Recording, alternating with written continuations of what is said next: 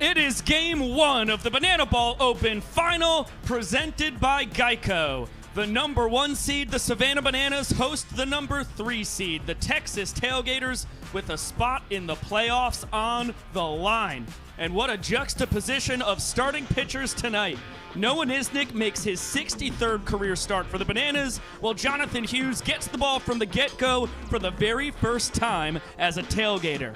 Over 5,000 fans have gathered in historic Grayson Stadium tonight for the spectacle as the Nanners and Gators battle here in Savannah for the first time ever.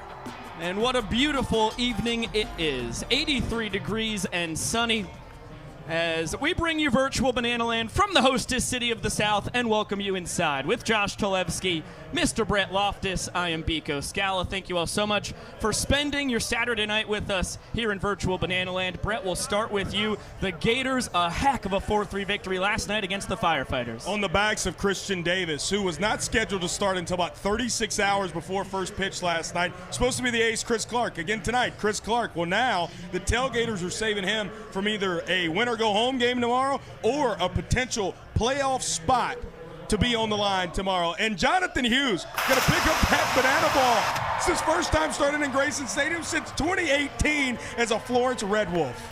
That was not yesterday. Josh, when it comes to the Savannah Bananas, a very different path. A 4-0 victory Thursday night over the Clowns. Yeah, and it was equal offensive dominance as well as what they did from the pitching standpoint. And you're seeing kind of the other end of the spectrum when you look at the Bananas. Whereas the Tailgaters are kind of thrust into this new position, throwing Jonathan Hughes out for his very first career start.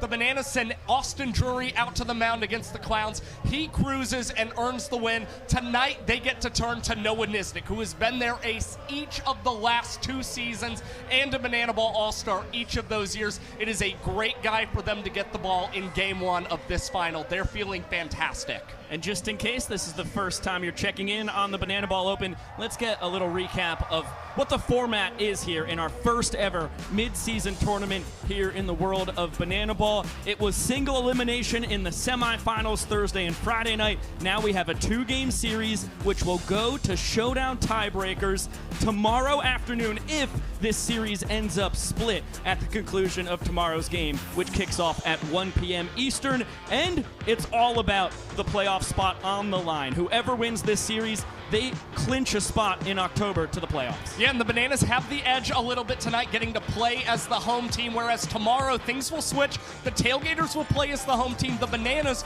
will be that away team on game 2. And if we see that series split, of course, we go to showdown tiebreakers, and that's where things get awfully interesting. The Bananas are 2-0 lifetime when facing off against the Texas Tailgaters in showdowns, but you truly never know what can happen in Banana Ball, especially when you consider the Tour Championship last year and what potentially may happen in the Open the rest of this weekend. And we saw an epic 3 rounds of showdowns between these two teams just 7 days ago. This is what the bracket looks like going into the final. Talked about that Bananas 4-0 win over the Clowns. They only allowed 1 run while collecting those 27 outs against Indianapolis. And then the Tailgaters squeaking by the Firefighters. The tying run and game-winning run were aboard when Reese Miller nailed it down last night. Reese Miller did his thing yet again. A point did come across there to score in the 9th. However, Reese Miller gets another safe second to only Danny Heisley in that category in Banana Ball this year. Most important thing, though, when looking at this bracket, the Tailgaters, the away team tonight, as Josh just pointed out, the home team tomorrow. Tonight, the equalizer point could potentially come into play for the boys in blue and orange, something they've already gotten 3 times this year, more than anybody else in our sport. Yes, and the Tailgaters, just when it comes to total trick plays, they have been the leader when it comes to the 11 games we've had in the Banana Ball Championship League regular season so far. So by every metric, the Texas Tailgaters are going to give the Savannah Bananas a run for their money. They have faced 3 times this year so far. Twice the Bananas were the home team, once the Tailgaters were the home squad. The Nanners have escaped with 3 victories, but every single game has gone down to the wire. And as I mentioned just a little while ago, we saw 3 rounds of showdowns a week ago with 2 of the best closers in the sport, Danny Heisley and Reese Miller, going back and forth. Yeah, I mean, these guys have proven that they are some of the most elite pitchers in Banana Ball, and I think elite pitching is really what led both of these teams into this Banana Ball Open final. It's kind of what has helped propel the Bananas all season long, and on the Texas Tailgaters, this was something we focused on a week ago. But Brett Sanchez, Chris Clark, Christian Davis have been the big impact guys. You saw that impact from CD last night, Brett Sanchez as well, and the Tailgaters have just got to hope that the rest of those arms who have been coming along little by little can lead them to a big victory tonight. Yeah, because tonight I wouldn't expect to see too many of the big arms. Brett Sanchez, 32 pitches he threw last night. I'd expect the Tailgaters to hold him until tomorrow. Chris Clark, again, your probable starter for Game 2 of this series. So tonight, you're going to see Jonathan Hughes. You're going to see Jimmy Lewis, Joe Sperone, we expect, maybe even Donnie Allen, a couple of guys who maybe haven't had the outings that they'd like to. And when's a better time to right your wrongs than when a playoff spot is on the line here in Savannah tonight? And talking to the Tailgaters pitching coach, Brandon Pennington, he said, if we can steal this one tonight, we think we have the best pitcher in Banana Ball going tomorrow afternoon in Chris Clark. All right, before we show you the sport, we've got to go through the rules. Here are the rules of Banana Ball. Banana Ball is the fastest and most entertaining show in sports. And the 11 rules guarantee the most fans-first experience every second. Unbelievable! Welcome to the Banana Ball Championship League! Rule number 1, win the inning, win the point. The team that scores the most runs in an inning wins the point. It's a walk-off winner to the deepest part of the field! Oh my goodness! With the equalizer point, trick plays provide the away team an opportunity to earn a point going into the final inning. And in the final inning, every run counts as a point. Rule number 2, Banana Ball has a 2-hour time limit, guaranteeing that every game is fast-paced and action-packed. Rule number 3, no stepping out of the batter's box. If you do, it will result in a strike. Max stepped out of the box, and because he stepped out of the box, that's it! Rule number 4, no bunting, because bunting sucks. If you bunt, you'll be thrown out of the game. Rule number 5, batters can steal first base. Ball 3, Gideon taken off for first, throw from Leroy in time! Rule number 6, there's no walks. Walks are ball 4 sprints. The batter can advance as far as they want until every position player touches the ball. Those defenders have touched the Banana Ball. It is a 4-base sprint to open up the ball game. Rule number 7, no mound visits. Nope. Rule number 8, foul balls caught by a fan count as an out. Oh, they caught it! They did! They did caught it on the third point! We're going to showdowns! Rule number 9, the showdowns. In showdowns, the best of the best face off in the biggest moment. One hitter versus one pitcher with one fielder behind him. And the hitter has to score. Deep to right center! See you later! Rule number 10, the Banana Ball Challenge rule gives the coaches and you, the fans, a chance to impact a call on the field. Rule number 11, the golden batter. Once a game, each team can give any player an at-bat, regardless of the lineup. This offers the biggest matchups on the biggest stage. Big on big. Kmart, let's go! Let's go! Let's go! Get out of here, ball! That thing had a family! And those are the rules of Banana Ball. Those are the rules that turn baseball into Banana Ball. And now we get one of the most anticipated games in our young sports history. This is only the 7th year of Banana Ball. And our first ever mid-season tournament. A heck of a starting pitching matchup we have here this evening. You know, it would be fantastic before we see these guys on the mound. I think I'd like to hear from the fellas themselves. For that, we'll get it on down to Rex Castillo and Sam Bauman. Guys, here with Noah Nisnik, Banana starting pitcher, the tried and true trusty vet at this point. Nisnik, before I get into how great you are, I want to talk about this. We got the pinstripes for the first time this year for the Bananas. Is it look good, play good mentality? I mean, yeah, as always. I mean, you look at the last time we played the Tailgaters, we were in the all whites for the first time, and that was pretty special. And now we get to double down and go pennies because why not? Why not have a day? It's a great day to have a great day. So, yeah, why not rock the pins? I love it. Nisnik, for yourself, for this pitching staff that's been immaculate so far. You just came off a sweep of the Tailgaters. How do you keep it going knowing that this is kind of a must-win mentality for the boys in yellow? Yeah, we don't change much. Just keep doing what we're doing. The hitters, plain and simple, just keep hitting. You know, they've been doing a great job at helping the pitchers out. And everybody's really helping everybody. So I think we just continue that. dominate on the mound, dominate on the plate. I think we'll be all right. Easy. It's science, guys. Niz, last question. You feel like it's going to get a little stinky out there on the mound today? It might. I think we sent some warnings out this morning on the news for the, the forecast, but plain and simply, you just got to keep doing your own thing. No matter what comes into your nose, into your nostrils, the aroma, you just keep going. 88% chance of stank tonight, guys. I got a feeling. Hey, let me pitch it over to Rex Castillo. He's got tonight's other starting pitcher. Yeah. Here we go. Right down the middle there, Sam. Thank you so much. Here with Jonathan Hughes, a guy who's getting his first start in Banana Land. A lot has been made about experience, but this is a brand new tournament. This is the Banana Ball Open. We've never done this before. So do you kind of throw experience out the window at this point? I don't know. I think this is anybody's ball game. It's Banana Ball. So I think that at the end of the day, it's come down to execution and competing, and we'll just take it from there.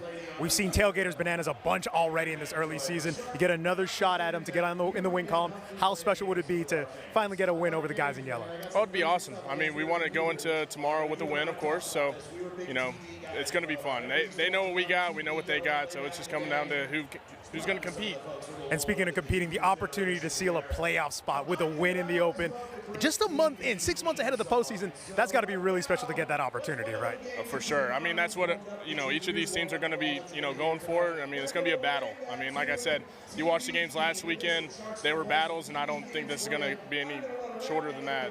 Hey, man, we're expecting a great performance from this guy getting his first start in Banana Ball. Congratulations, my friend. Hey, Josh, Biko, back up to you.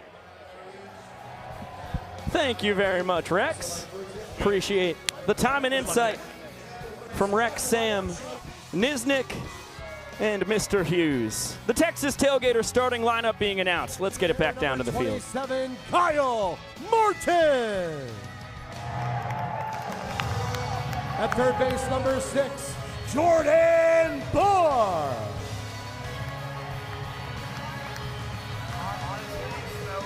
Behind the plate, number 26, Taj the Quadfather Porter. Over at first base, number 85, Taylor Justin. Second baseman, number 11, Matt Danford. In center field, wearing number 2, Zach Watson. The left fielder, number 3, Jason Arm. And at shortstop, number 5, Jordan Hussein. On the mound for the Texas Tailgaters, number 8, Jonathan Hughes. The Texas Tailgaters are led by Joe Mikulik, assisted by Coach Penny and Mr. Love Shack Baby Bartman.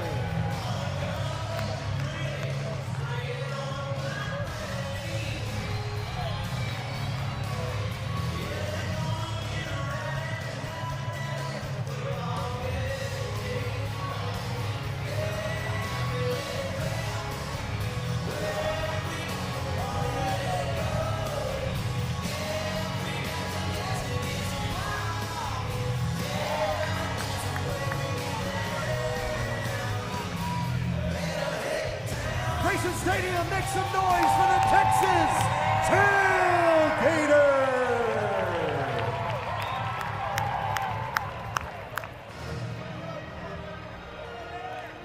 Ladies and gentlemen, I'm bringing some Bananas power to home plate.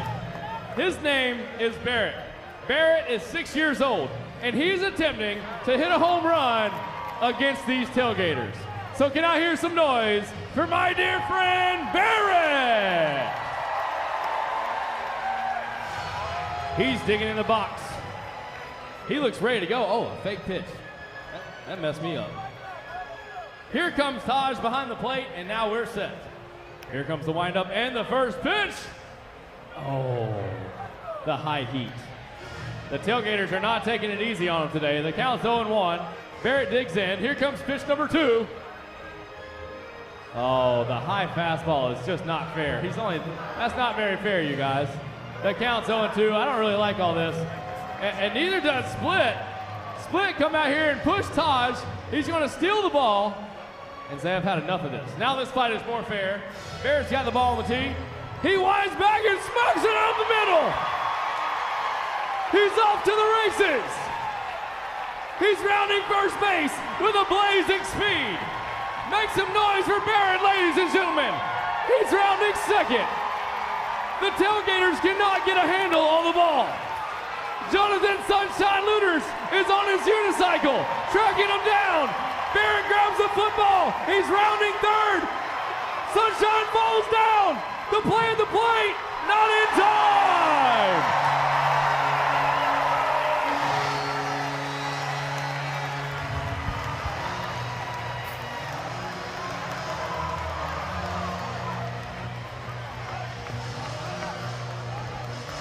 Wild finish of the home run hitter there. Looters, I am obsessed with him trying to track down the kid on the unicycle. I'm obsessed with the slide into home plate. Head first, he saw that banana ball really close to him. He's like, I'm not taking any chances.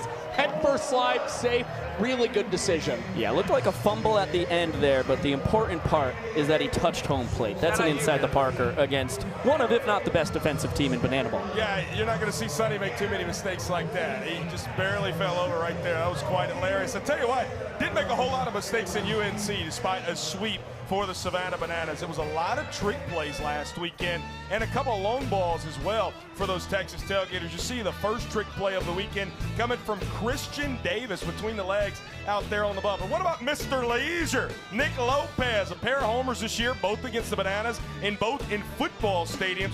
En route, that would be a 3-1 lead after that home run. The Quad Father, his first yah-yah of 2026, sneaks inside of the foul pole. Second look at it. Taj had to take a couple looks at it to see if it got over the fence or not. And again, just continuing to build a big, big lead. Kyle Martin, his first of 3 home runs on the weekend there in the top of the 8th inning. You look up after that equalizer point and you go, it's a 5-2 ball game. How could they ever lose? And then they did. 6-5 in showdowns in 3 rounds. This arguably the play of the night, though, between the legs, Jordan Hussein able to get the force out at home. Would end up being a push inning there in the 8th.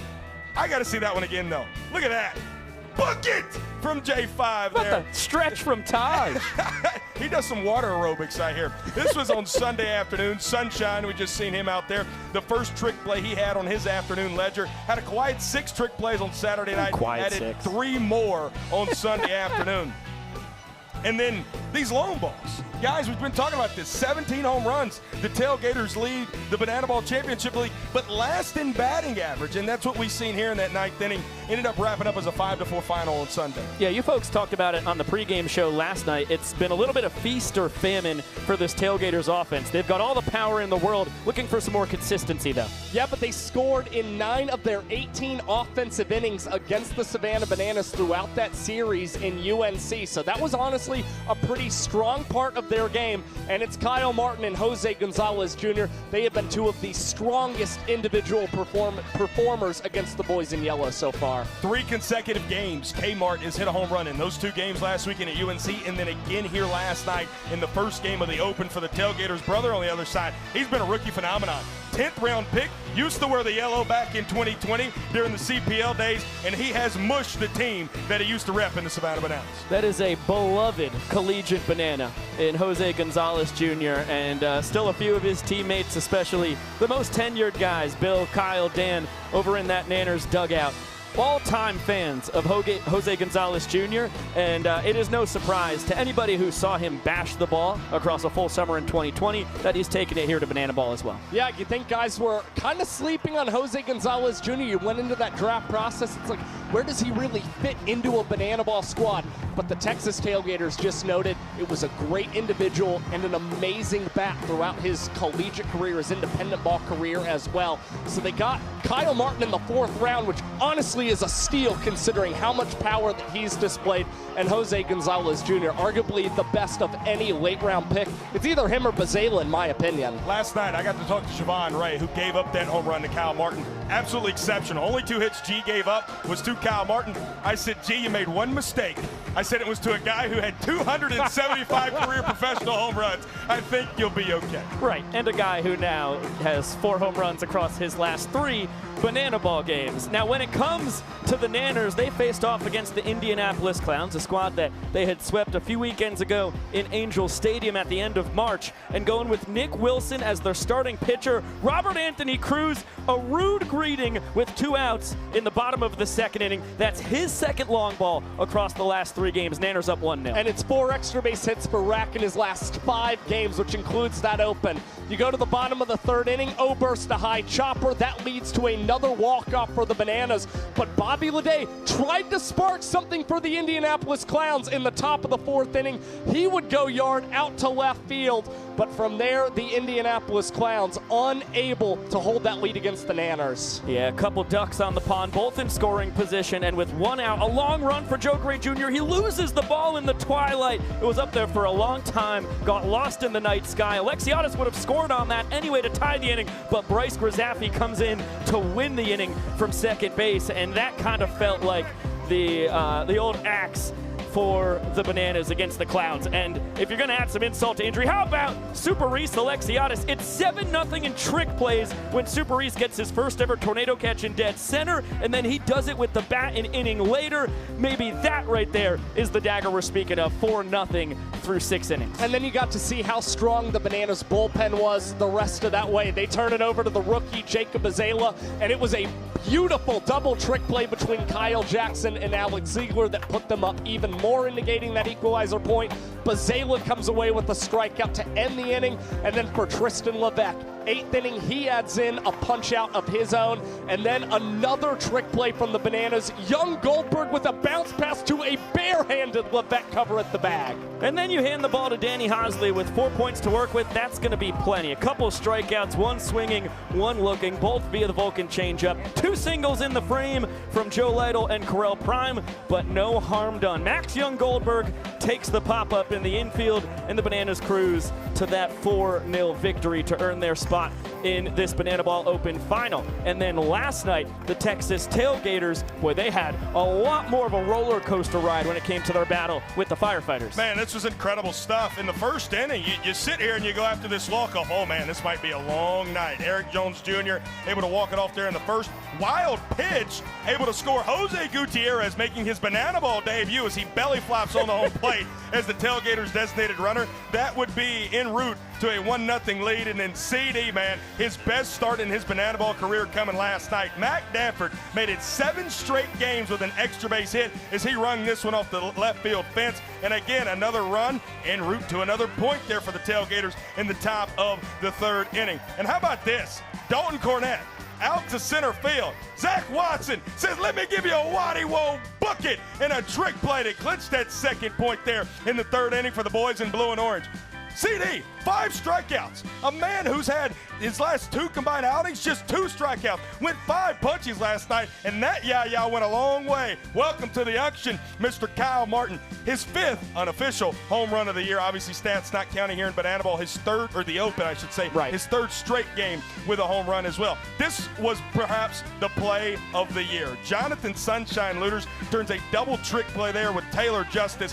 Indiana Stanley's catch he had at UNC was special. That might have been even better. And then to end Christian Davis's night, a double trick play between the 2 guys that lead the league in trick plays, Hussein and Looters. Brett Sanchez got a chopper, and then it ended the inning. Normally that would have been a double play, but just such a high bouncer there from Lamar Sparks. Darian McDowell comes up, and another double trick play here, which would clinch the equalizer point last night for the Texas Tailgaters. Puts them up at 4-2 going into the 9th. Lamar this time, another broken bat, and another one that dies a hero. An RBI single in the 9th makes it 4-3. We're shivering. My heart's pounding at this point.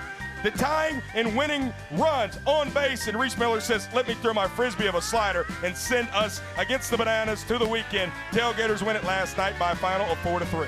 That's some tranquillo, Poppy, from Reese Miller. Slow heartbeat with the game's tying run on 3rd and the game-winning run on 1st. 3 straight sliders for Darian McDowell. He takes care of him in short order. And now we get the Bananas and the Tailgaters in this 2-game Banana Ball Open final. It'd be a great time to take a look at what are some of the keys to the game here. The Texas Tailgaters, fantastic in trick plays, but offensively, these guys really need to do a better job of just getting on base. Yeah, you got to get on base. They drew their sprints last night. I think last night was a microcosm of that. They struck out 11 times. 11 times. But they drew 5 ball 4 sprints. 3 of those coming from Nick Lopez. You want to start to even those numbers closer and closer. Josh pulled that again. The 11 games versus the Bananas hadn't hit well at all, but those trick plays could be the key to success tonight against the Yellow. Yeah, they've certainly got to battle a little bit more against these Bananas arms that stay in the strike zone. You see at the bottom, the Bananas have been able to rely on their pitchers all season, especially here in Grayson Stadium. Only 3 earned runs in 26 and a third innings pitched in this ballpark. The team is playing special when they are in Savannah, Georgia. And the Bananas, again, it's Tyler Gillum imposing that green light special base running system. They ran all over the Tailgaters, particularly in Game 2 in Chapel Hill, that helped lead them to that win. They are still tops in the Banana Ball Championship League in stolen bases. Meanwhile, the Tailgaters, their opponent, the team that ranks last in steals this year. Now, even though they are last in stolen bases, yet to be caught, the Tailgaters, a perfect 11 for 11 in their stolen base tries. Now, I think they would be very happy to trade that 11 for 11 for 41 for 44. The Savannah Bananas stealing bases at a 93% clip. Well, in these must-win games, you get a little bit scrappier in the ways in which you win those games. You're going to rely a little less on trying to win via the power and the long ball, and you are willing to risk it on those base paths and continue to try and put guys in scoring position. And boys, the 2 most prolific catchers when it comes to gunning down runners are starting tonight. Taj Porter and Bill Leroy for each side. They are combined 11 of the 13 caught stealings in the Banana Ball Championship League this year. Let's get a look at that Savannah Bananas starting lineup. For your Savannah Bananas. Leading off the designated hitter, number 19, Dan Oberst.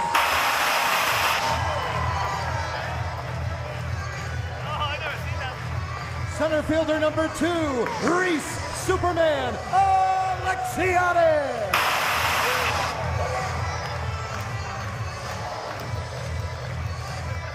The first baseman, number 9, Max Young Goldberg. Over at third base, number 4, Kyle K.J. Jackson.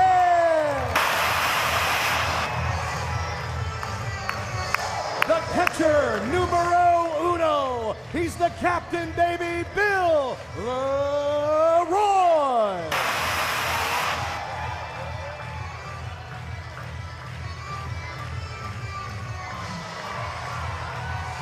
Second baseman, number 8, our greatest showman, Jackson Olsen.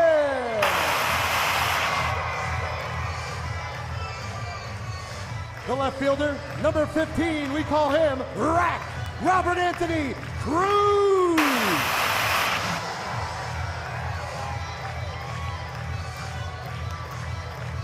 In right field, number 18, the owner of the Big Back Bakery, Danny Hosley. The extra hitter, number 7, Ty Two Fly Jackson. And at shortstop, number 6, the glove magician, Ryan Cox. On the mound tonight for your Savannah Bananas, number 88, Noah Nisnik.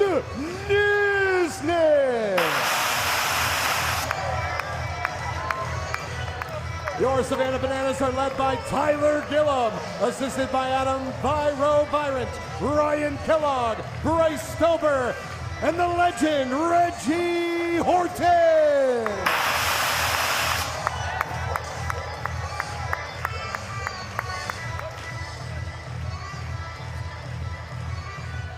Ladies and gentlemen, at this time, we ask that you all please rise if you're able and remove your caps. Here to honor America with the singing of tonight's national anthem, please welcome to the field, Stephanie Cherry. Oh, say, can you see paradise early? what so proudly we hailed at the twilight's last gleaming, whose broad stripes and bright stars through the perilous fight o'er the ramparts we watched were so gallantly streaming, and the rocket's red glare,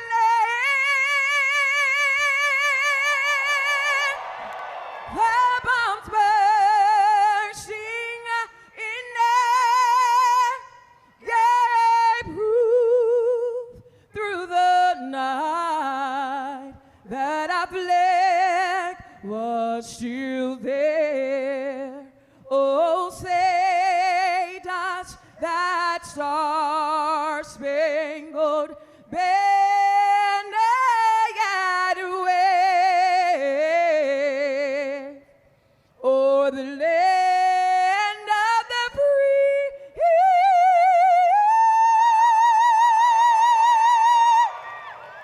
and the home of the brave. Gentlemen, Stephanie Terry.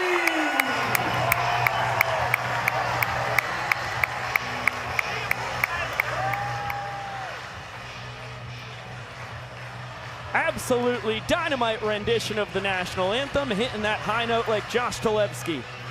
As the Savannah Bananas and the Texas Tailgaters form a two-team kick line as we get ready for Game 1 of the Banana Ball Open final, presented by Geico.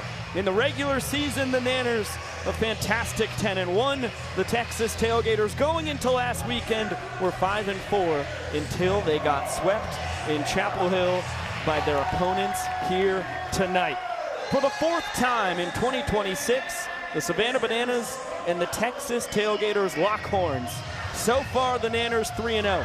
This is a two-game set. If the series is split, we will get series showdown tiebreakers at the conclusion of tomorrow afternoon's affair. The prize, a spot in the playoffs come October. Let's get a gander at the Nanners' defensive alignment. Left to right in the outfield, Robert Anthony Cruz, Reese Alexiadis, and Danny Hosley. Third to first in the infield, Kyle Jackson, Ryan Cox, Jackson Olsen, and Max Young. Goldberg, Bill Leroy is catching, Alex Ziegler, your designated fielder. Yeah, it was a 12 trick play output for the Bananas on Thursday night. 7 different guys coming away with a trick play in that contest for them. And Alex Ziegler, their designated fielder, will spend a majority of this game at first base, including Thursday night's open game. He has had 6 different contests for the Bananas in which he has had multiple trick plays at first base for them. That has been incredibly valuable, and they're hoping that is more of the same tonight against Texas. Yep, 3 straight ball games going back to last weekend's battle between these two squads with multiple trick plays for Alex Ziegler. Farming them at first base. And in the middle of it all, it is Noah Nisnik. Here in his 3rd World Tour, the kid out of St. Louis, Missouri, just keeps it simple. Fastball, circle change, curveball, a cutter when he needs it, and the statistics, once again, fantastic early on here for Niznasty. Yeah, he currently ranks 8th in Banana Ball among qualified pitchers with a 2.77 earned run average. He has been worth 10 runs above a replacement level pitcher, which ranks 9th amongst all guys in the league as well.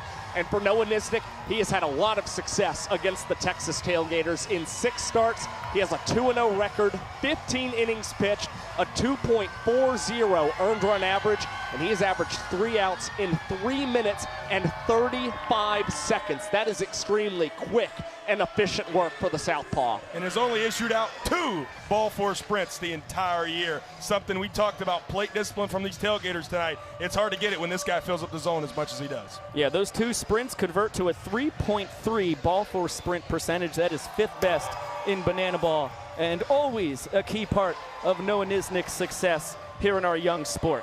On the other side of the coin, this Tailgaters starting lineup, as we've talked about, they've got all the might looking for a little more consistency, but what a top three. Nick Lopez, Jose Gonzalez Jr., Kyle Martin, Jordan Barth cleaning it up, then Taj Porter, Taylor Justice, Mac Danford, Zach Watson, Jason Arndt, and Jordan Hussein. Nick Lopez, his first time ever leading off in Banana Ball last night. Now the first time ever in his life that he's leading off from the right side. Every other time in his life, if he's led off, whether he played Little League, high school, college, whatever, it's from the left side. Tonight, from the right side, Biko. Seems like the perfect evening for me to start something new. Let's get it on down to Jesse Cole. Banana Land, it is time. On 3, we need everyone here to yell, start the clock. 1, 2, 3. Showtime. And here we go. Plenty of firsts tonight. The first time the Bananas and Tailgaters have played a game that matters here in Grayson Stadium. The first time Nick Lopez in his entire wonderful life has led off a game hitting from the right side, and he scorches that one past Kyle Jackson. Hard struck, and an interesting scoring decision here for Josh Talevsky. I think I'm going to go with the hit to open up the game. We're hitters, scorekeepers after all. That one struck incredibly well. Tough for Kyle Jackson also to judge whether he's wanting to try and catch that on a line or maybe play that on a hop, kind of caught in between, so you don't want to take away a good barrel from Nick Lopez there. Spot on. Lopey, 0 for 3 with the ball 4 sprint last night. First pitch he sees, he singles on. And now Jose Gonzalez Jr. sitting pretty, 2 balls and no strikes. Bouncer to the right side, past Olsen and into right. And Lopez is going to go station to station, respect to the right arm of Danny Hosley. I know it's still early here, guys, but something that Anthony Cormado, the hitting coach for the Party Animals, preaches into those guys, film, film, film. Something the Tailgaters did last night against Jared Donaldson and the Firefighters. They went back and watched their film from Scottsdale. Something they've done today is go back and watch Noah Nisnik's outing against them at UNC, paying off early here. This might be the hottest man in the sport. Kyle Martin, 4 home runs across his last 3 games. 3 of them came against the Nanners last weekend in Chapel Hill.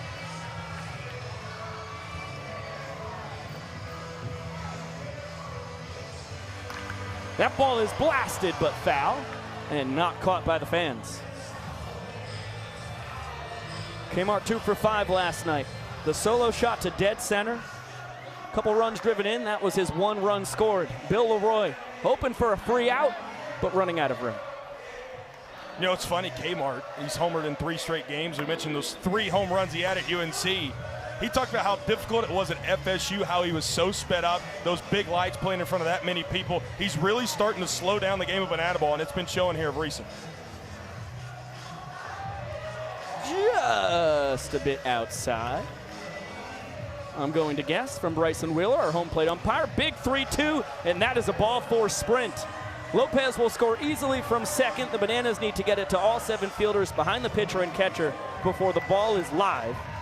So Gonzalez easily goes first to third, and third stake in the open for Kmart. And the BBCL leader in ball 4 sprints gets himself another one and produces the first run here in this championship series against the Bananas. Yeah, you mentioned his approach has really been a process, but despite that, I think that the ball 4 sprints, that elite sprint rate that he's put together through the first month and some change has really been a bright spot for Kmart, averaging over a sprint per game through the first 11 of the regular season. My favorite thing about his mentality, he said, if I can average a home run every 3 games and an RBI every game, I'm doing my job. He's been doing that with the sprints as well. That sounds right to me. Another foul ball from Jordan Barth. And Nisnik ahead of ball in 2 strikes. Tailgaters third baseman, 2 for 4 last night. Came across to score once.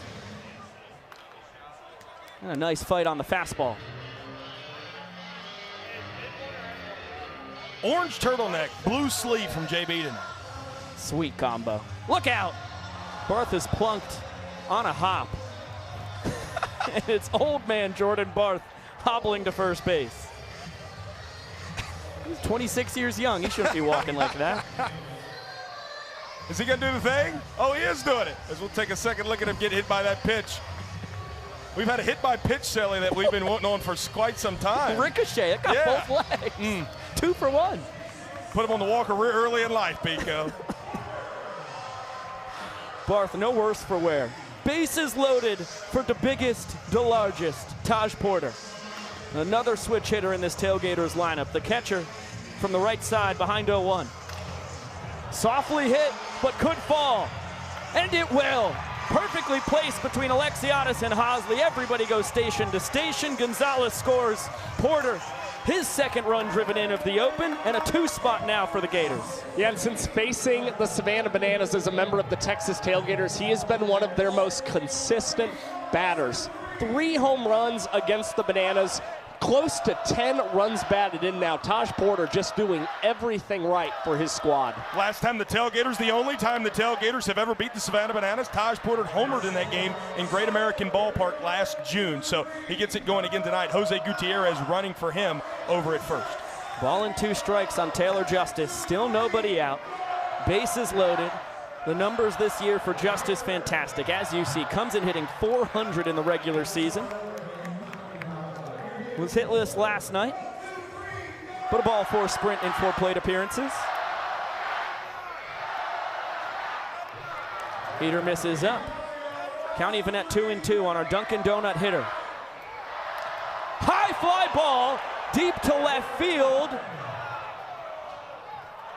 Foul ball. Reminded me very similar to that home run he hit against the Party Animals in Game 1 of the playoffs last year here in Grayson Stadium. That one just a little bit to the left of the pole. Swing and a miss. Nisnik sneaks it past Justice. And a very important first out. That's how Javon Ray got a lot of strikeouts last night. Heater up and out of the zone. That's been the kryptonite thus far for the Tailgaters in this young season. And that was a big emphasis for the Bananas during the 2025 stretch run. Eric Jones Jr. in particular, when he was a member of the Bananas, was very much calling a lot of high 2-strike fastballs. And Bill Leroy, Noah Nisnik still trying to employ that strategy when they can. We're paused here because the gate in center field has been blown ajar. Coach Penny, man, what a team player. He's going to go out there and shut it and take the long way back around, I guess. It's a renaissance man right there. Brandon Pennington can do anything. 2 balls and no strikes on Matt Danford. Mile high pop. Shallow center. Actually right center. Hosley coming on an adventurous route. Gets the job done for the second out. You know, Haas had that trick play on Thursday night, said he kind of made a last-second decision right there. I think he kind of lost it in the sun and barely caught that banana ball for out number 2. Yeah, that ball was playing tricks on me off the bat. So Danny do it all as well.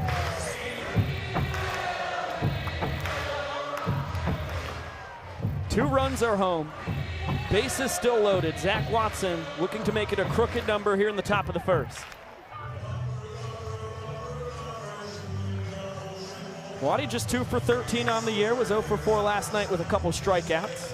Slow roller left side. Kyle Jackson between the legs. Just in time. Nice scoop by Max Young-Goldberg. And Noah Nisnik limits the damage to just those 2 runs. Yeah, great work by Niznasty after collecting that punch out against Taylor Justice. It's soft contact against Danford and Watson. That also comes with the trick play from KJ. So 2 runs on the board for the Gators. If they can keep the Bananas to 1 run or less, Texas will take a 1-0 lead in this ball game after a couple more looks at the KJ trick play. The Texas Tailgaters defense identical to last night, just like the Savannah Bananas. Left to right in the outfield, Arndt, Watson, and Gonzalez. Third to first in the infield, Barth, Hussein, Luders, and Justice. And Jonathan Luders starting as the designated fielder, but we're going to see him at second base all night. That's where he's starting here in the bottom of the first. That's why you see him there as Taj Porter's behind the dish. Yeah, that middle infield, the top 2 guys in trick plays of all of Banana Ball. That bottom right number 119 leads Banana Ball in team trick plays. The only defensive change, it's not a batting order change, but a defensive change. Jose Brother Gonzalez gets to start in right here tonight. Kyle Martin was out there last night. But the battery, Taj Porter and the man on the bump, Jonathan Hughes. You heard us talk about him in the open, making his first ever start in Banana Ball, his first professional start since September the 3rd, 2021, when he was pitching in Jersey Shore high A ball for the Philadelphia Phillies. And he's got a tall task facing this Bananas order. Yeah, Jonathan Hughes has an opponent's batting average of .387 this season. Not exactly where he'd like it. And the interesting note, He enters this inning with a 2-run lead. He has only been able to hold inning leads 1 out of 3 opportunities early in 2026. And an equally fearsome top of the order for the Bananas as the Tailgaters have on the other side. Dan Oberst for a second straight game in the open in the leadoff spot. DR Meadows with that pulled right hamstring out for the weekend, hoping to be back for Yankee Stadium next weekend against the Party Animals. If the rehab goes well, and we'll see him back in center and at the top of this Bananas order, but for now, Oberst doing a heck of a job at the top. That ball is demolished out to left center, and the first inning lead cut in half in one fell swoop. It's more damage from leadoff man Dan. His 3rd home run, batting in the leadoff spot for the Savannah Bananas in just his 11th career game. Oberst looking to be a problem early tonight in the final. Let's get it on down to Sam Bauman. Hey, Danny, real quick. Dan, you just hit a bomb to lead off the game. How do you feel about that? The ball's hit hard. Reggie, I love you. I love you too. Thank you. Book it, Brett Loftus back. You be going, Josh. Book it, DR, book it. Oh, DR Meadows. He said, I'll take that. Comes in stealing the show from Sam Bauman. You know, yelled Gator up at me 8 million times last year. Now it's just been bucket, bucket, bucket from Mr. Meadows. He's a funny cat. You did mention his injury. I got to talk to him earlier today. He was doing a bunch of rehab in center field. Says he feels a lot better, just to update all those Banana fans back at home. 2-2 is cued foul. And we'll get another 2-ball, 2-strike offering from Jonathan Hughes to Reese Alexiadis, who just like that represents the inning tying run. Here's the showman of the game for the Nanners in their 4-0 victory Thursday night over the Clowns. 3 for 3, couple doubles, a walk-off. And that is a towering fly ball. See if Jason Arndt's got some room to play with. Tip drill. Jordan Barth will barehand it. The trick play goes to Arndt. And that's a big first out for Hughes and company. Jason Arndt, second trick play in the open. The 3rd in his young Banana Ball career. Got a tip drill play last night. Great play by Jordan Barth to go all the way out there to track that down to try and get that trick play. And it's important communication as well. You're oftentimes not seeing the left fielder communicating to a 3rd baseman way out there, especially in foul territory. But again, Jason Arndt just getting more and more comfortable in his trick play abilities in his young career. Quick 0-2 count on Max Young Goldberg.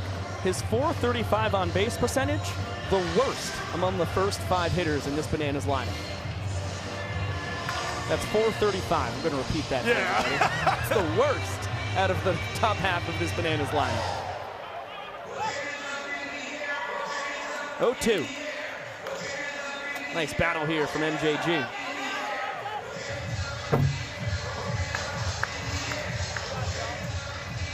Hughes pounding the zone.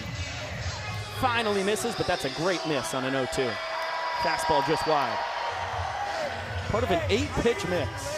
Tough to guess what's coming from the former Phillies and Braves farmhand.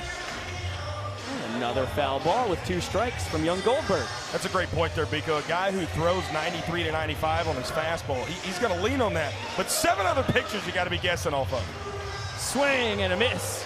As Porter, good job smothering it, gets it between the legs, throw to first. Trick play from the quad father. None in the regular season, now 1 in the open.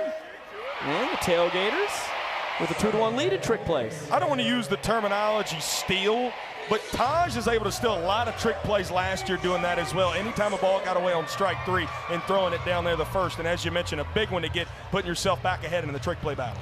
Yeah, those aren't going to be counted on past ball scenarios or anything like that, but when you have a pitch that comes in the dirt or the turf like that, gets away from the catcher, it is fair game from there. If they want to try and potentially pull off any kind of trick play, very intelligent decision from Taj.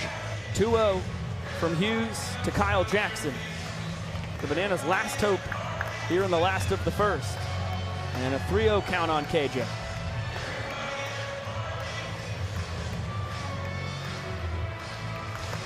Moved up 1 spot in the orders, hit 5-hole, all 11 games in the regular season, but without Meadows, everybody moving up from KJ down in the order as Jonathan Luters with the trick play. 3 of them on the inning for the Tailgaters, and they claim the point up 1-0.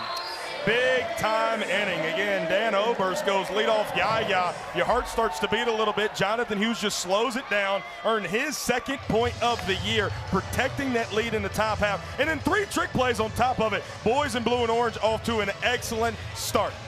Yeah, tough to script a better first inning if you're the Texas Tailgaters, leading 1-0 in the all-important points department.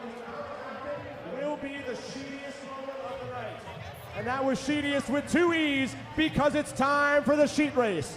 Down here on the foul line, we have 4 sheets, and they're going to race all the way around the outfield to the finish line by home plate. The first one there will be our winner. Let's meet the sheets.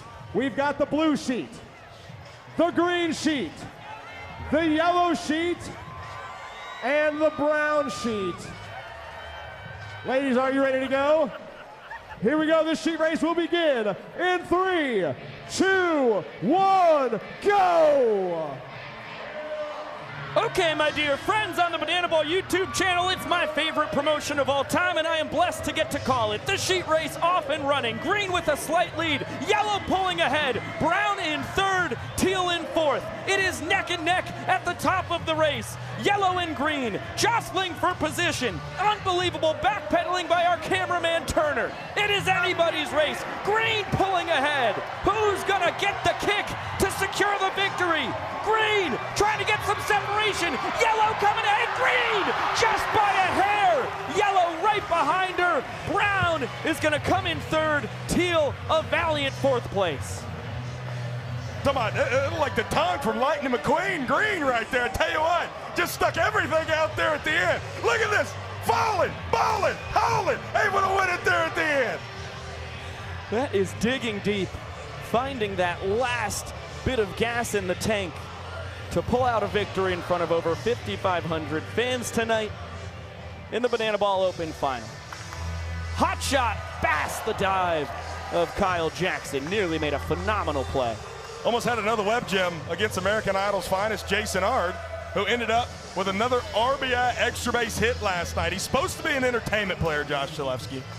Yeah, but I mean, this guy just continues to come through for the Texas Tailgaters, and where he's been best, hitting with guys in scoring position. Now, leading off the frame, he will be robbed of a base knock.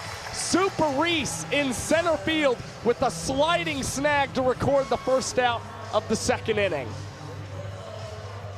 What can't this guy do?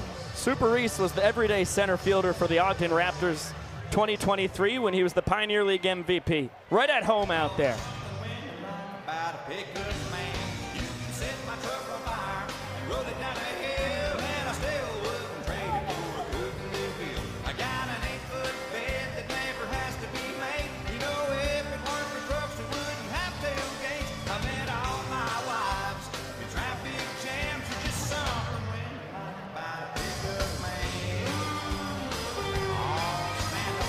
And that's why I drive a truck, Pico. There's just something women like about a pickup man. Jordan Hussein, our shortstop.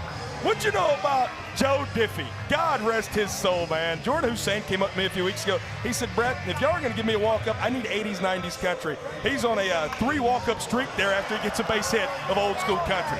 Right back up the chute after going 0 for 3 last night. Hussein, tough to keep that guy off the schneid. So good at getting the fat part of the bat on the ball. That gets the good mojo going for Jordan Hussein. I believe when he first joined Banana Ball as a member of the Party Animal, you know, he filled out a player questionnaire with a bunch of fun questions. Said his favorite song was Pickup Man. And for those who don't know a lot of country, that was Pickup Man right there. That was the song. Pickup Man by Joe Diffie. Yeah. Pico, I think you're asking for yourself there. I can see it in your eyes No, a little bit. that was for me. I thought you were calling Hussein Joe Diffie. That was a new nickname. Nice piece of hitting. Nick Lopez shoots it the other way. He's 2 for 2 on the night. And the Gators threatening here in the 2nd. It's something that I've talked to Andrew Bartman, the hitting coach for the Tailgaters, a lot about this year. The table setters in the bottom half of this lineup, when Jason Art, Jordan Hussein, and when Zach Watson can get going down there 8, 9, and 10, you're turning it over, as we've already talked about, to one of the most prolific top 3 orders in the top of the half here with Lope and now brother Jose Gonzalez. Jose chopped one through the 4-hole for a single his first time. laces this one out to left center. Alexiadis had him played perfectly. Well struck, but nothing to show for it. And with 2 away and still 2 aboard, Kyle Martin comes in. He had that RBI ball 4 sprint, drove in the first run an inning ago for the Tailgaters. You mentioned it, Brett. A dozen ball 4 sprints, pacing the World Tour through 11 games. And should be no surprise, patient approach for a guy with all the pop in the world. Yeah, he just wants to go up there and see the ball deep. And when he does that, you're usually going to make a mistake to him. Calm, cool, collected for the kid out of Greenville, South Carolina. Got to play at the home state school, USC. Palmetto State's version. It's funny, grew up a huge Clemson fan. Anybody that knows about the Palmetto State rivalry, huge Clemson fan, but chose to go play for the Gamecocks. Chopper. Olsen will bounce it. MJG finds the bag. A bit of an adventure to get there. And Nisnik able to strand a pair and put up a very important goose egg. And the Bananas just able to take advantage of these trick plays with 2 outs. Another very intelligent decision. Olsen trying to tie him up. Max Young-Goldberg getting back to that first base bag. Goes with the bounce pass to give him the time and record a trick play out. Time for some Ghostbusters. Young Professor, third base side, what's up, buddy? Well, it's time for a brand new segment here in tonight's show. I'm hanging out here with Elise, and Elise is here with her husband, Bradley. They have been married for 6 years, you said? Elise, would you say that you and your husband know each other, like, really well? I would hope so. I would hope so, too. Like, well enough that you think that you can guess who your husband is, even if you can't see him under a sheet while he's dancing? She thinks that she can, and that's good because, as you can see, we have 3 ghosts over here, right? Because Savannah is one of the most haunted cities in America. We have her husband under a sheet, and she thinks that she can pick him up as they bust a move to some music. This is called Ghostbusters. Elise, good luck. Let's get a good look. Fellas, let's shake it.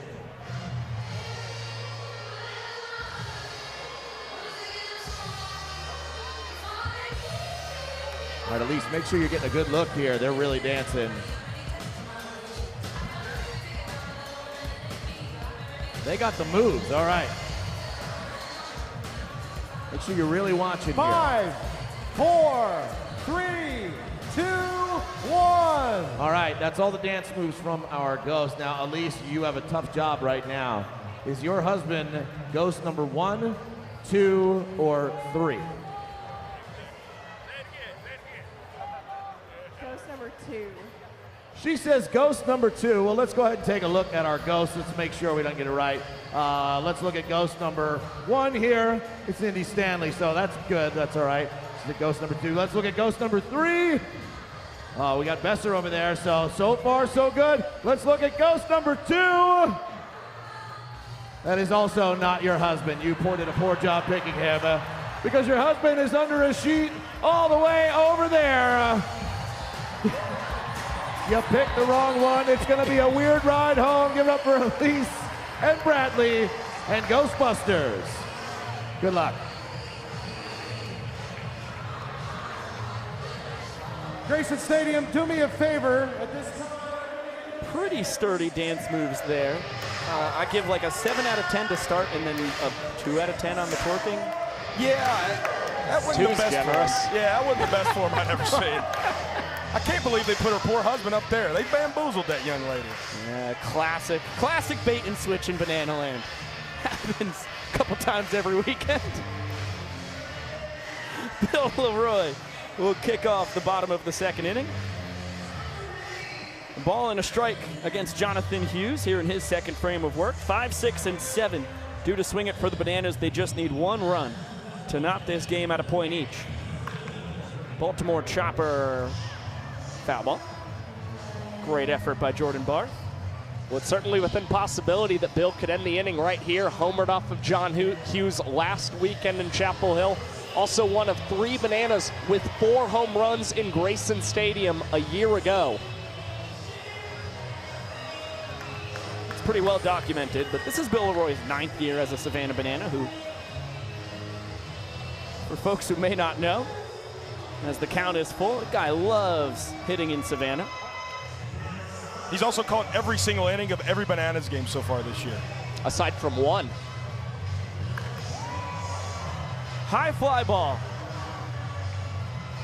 What do we got?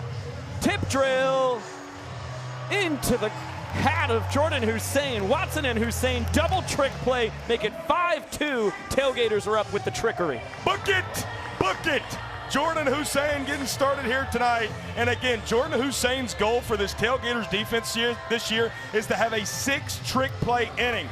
You get the first 2, they're on out number 1. Heater fouled away from Jackson Olsen. 0 for 2 with the sprint last night.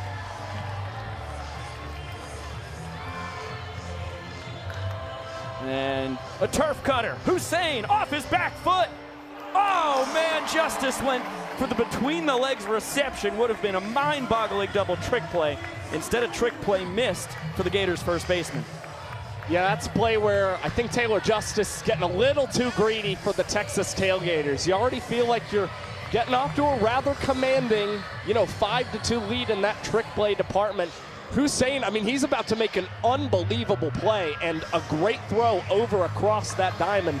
You're just trying to preserve that. Now Hussein flips under the legs, then flips to Jonathan Luters, and that makes it 6 trick plays in the ball game for the Texas Tailgaters, and a huge double play for Jonathan Hughes. My goodness, 6-4, 6-3 double bucket to conclude the frame. And as you mentioned it, Taleb, 6-2 in the trick play category. Hum now, baby. Jonathan Hughes faces the minimum.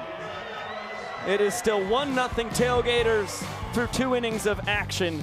Our friends over at Geico teaming up with us with the Banana Ball Championship League to send 1 lucky winner on the ultimate fan experience to the 2026 Banana Ball Championship game on October 10th.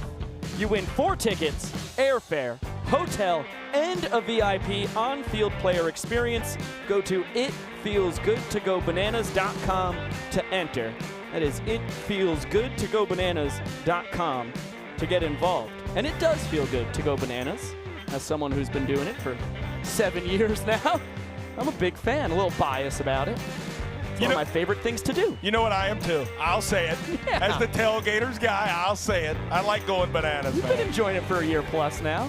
Almost a year. It'll be a year and 12 days, Biko. How about that? I feel like I've been in Banana Land for a long time. And you can too if you win this sweepstakes. Yeah. Time and space just works differently in Banana Land. We go to the top of the 3rd inning. And speaking of a different way to experience Banana Ball, Garrett Delano's in a tree. Kind of looks like he's in 3 trees. Do you think he's watching us? That's what I want to know. Kind of looks like he's playing Fortnite on his phone. No, I'm guessing he's watching us. Oh, nice. There's the tree stand. That makes sense. I hope you don't have an actual bow and arrow up there with him. This is year 5 in Banana Ball for Delano, his 6th year with the organization, a 2018 Collegiate Banana. He's been talking to me about that since 2022. He wants to get up in a tree stand at Grayson Stadium. Glad he's able to make his wildest dream come true. We can make a really good fan experience out of that. You've got Delano's perch or something like that. Fans could get that access. Good poke by Jordan Barth, deep to right, and it's an Alpo Taco to kick off our 3rd frame. Barth with the long ball. And Barth, unofficially, his first home run in Banana Ball. A guy who hit 19 of them last year for the Sioux Fall Canaries, right here gets a big one in the Banana Ball Open. He's going to strap that helmet on and run right through the A-gap to left. Yeah, and he saw some success against Noah Nisnik in spring training as well, taking him deep. Both of those opposite field home runs for Jordan Barth, flexing his power and his ability to hit out to that right side of the field. That was a really nice piece of hitting from the Gators' 3rd baseman. The pressure from the offense once again here for the Tailgaters. They got the job done with 2 runs in the 1st. They would certainly like more than just 1 here in the 3rd. Noah Nisnik bringing in Cox and Olsen. Alexiadis into shallow center. And why does he bring these guys into such an unconventional defensive position for baseball. Well, to dance, of course. High fly ball. Center field could be trouble. Rack ranging over. Back flip catch, no! Deflection off of the glove. And Porter, great hustle. Easily into second on the trick play missed from the Nanners left fielder.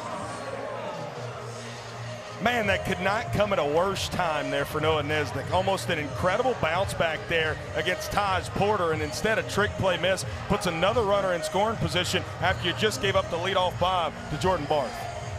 Taylor Justice, a strikeout victim his first time. Behind 0-1 on that big looping curveball. I was talking to Robert Anthony earlier today, and he said he hasn't gotten a fly ball, it feels like, since New Orleans when he had that miraculous backflip catch. So I know he's been hungry, and especially after a 3-2-2 pitch.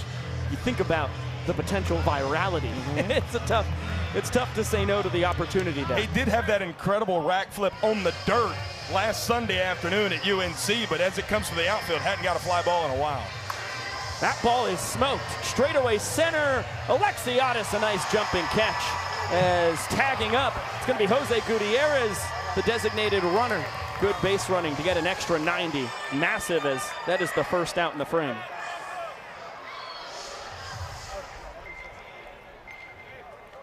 I think Mac Dafford's in the crowd somewhere, Biko.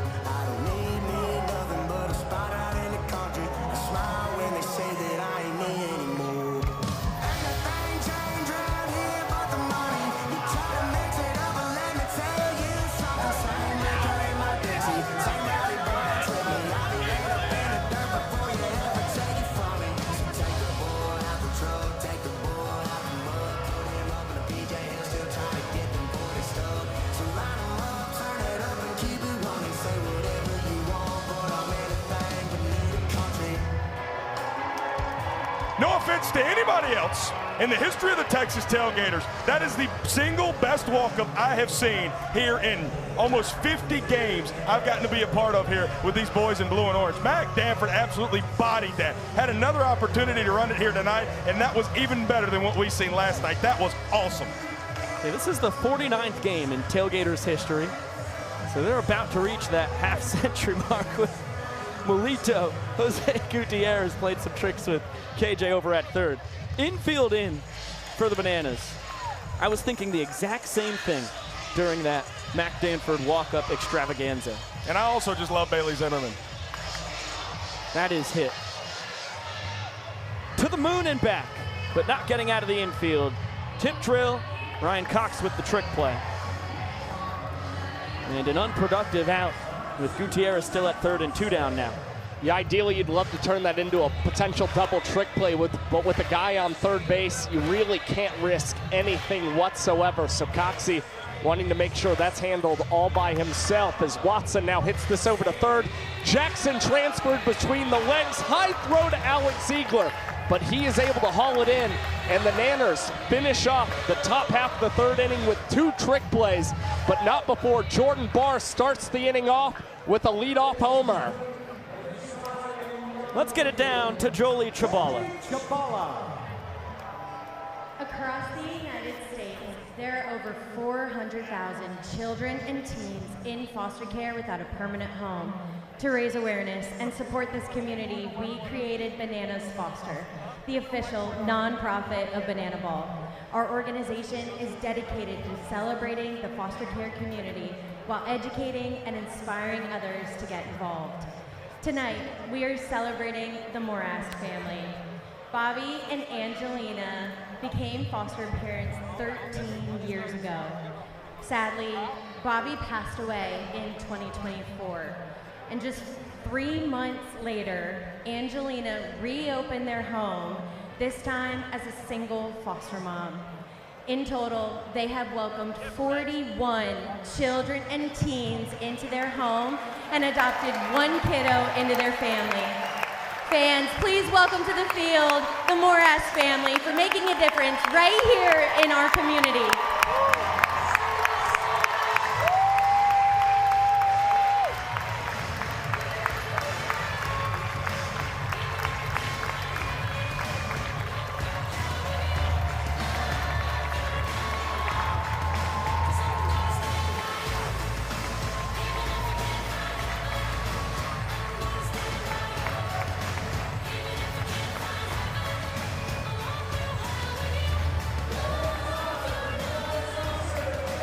Well, another absolutely ginormous shout out to the Morass family. I know that Bobby is looking down with a ear-to-ear smile on Angelina continuing their foster care journey without him, and fostering together for 13 years combined, welcoming 41 children and teens into their home.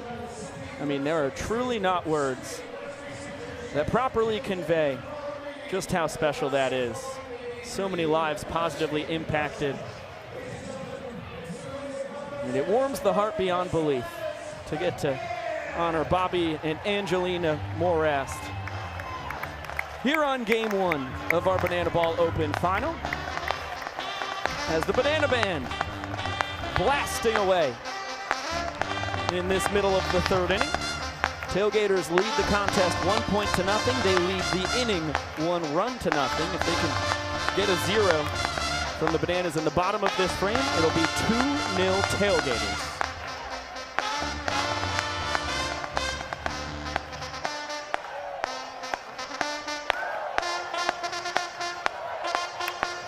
And it is equally as heartwarming as we get to see the band continuing to do their thing. All the hearts, all of the Bananas Foster emojis in the Banana Ball YouTube chat truly gives me chills.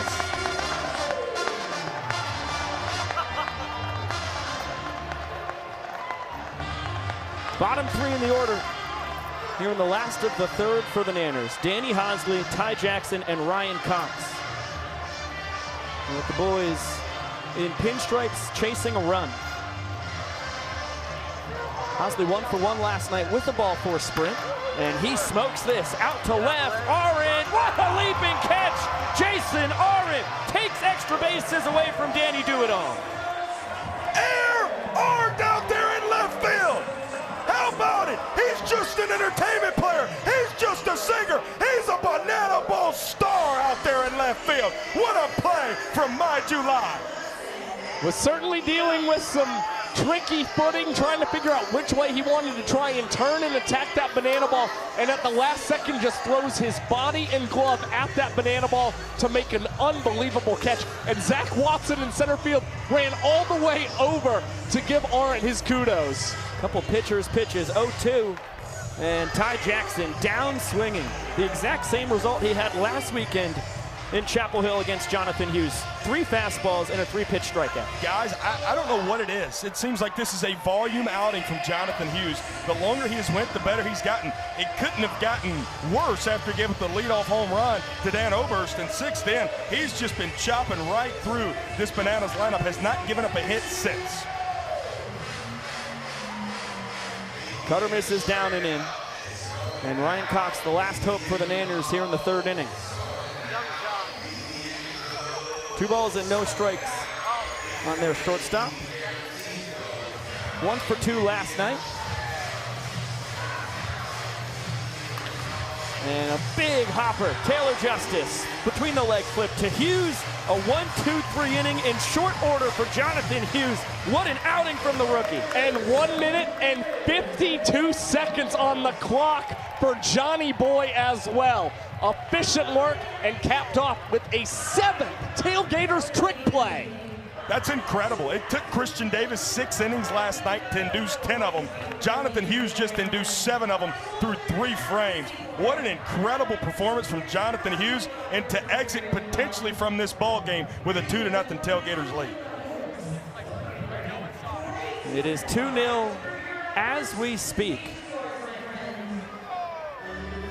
as we head to our 4th inning of action. And let's take a look at the history of the Savannah Bananas here in historic Grayson Stadium. And by history, I mean the 26th and third innings that they have thrown this year. Only 3 runs allowed, absolutely ridiculous. They have not allowed a multiple run inning until the first inning tonight, and all-time 56-26 with those 2 ties. Not too bad. Yeah, I mean, we talked about it. The Bananas only 3 earned runs through those first 26 and a third. The Tailgaters already with 3 runs on the board in tonight's contest against Savannah. And, you know, we have seen things go back and forth in Grayson Stadium over the last 3 years. The Bananas with losing records here in 2023 and 2025, but still undefeated in this ballpark early in 2026. And already going to the bullpen. So 3 innings from Noah Nisnik.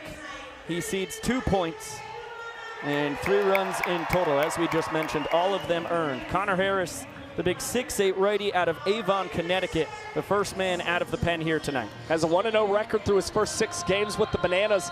And last weekend in Chapel Hill, Connor Harris went back to the windup for the very first time in 2026. He said it was a return to his roots and the most control that he felt on the pitcher's mound in an extremely long time. He said it was really helping him keep from going too fast with his mechanics. And the results were there for the young right-hander, a 3-minute and 29-second inning, and he had 2 strikeouts as well for the Nanners. Yep, only 1 hit allowed, a scoreless frame. So Harris will be right back to the windup here tonight as it's 9-10-1 in this Gators lineup. Arendt, Hussein, and then back at the top, Lopez. Arendt flared a ball to center his first time, robbed of a knock by a nice play from Reese Alexiadis.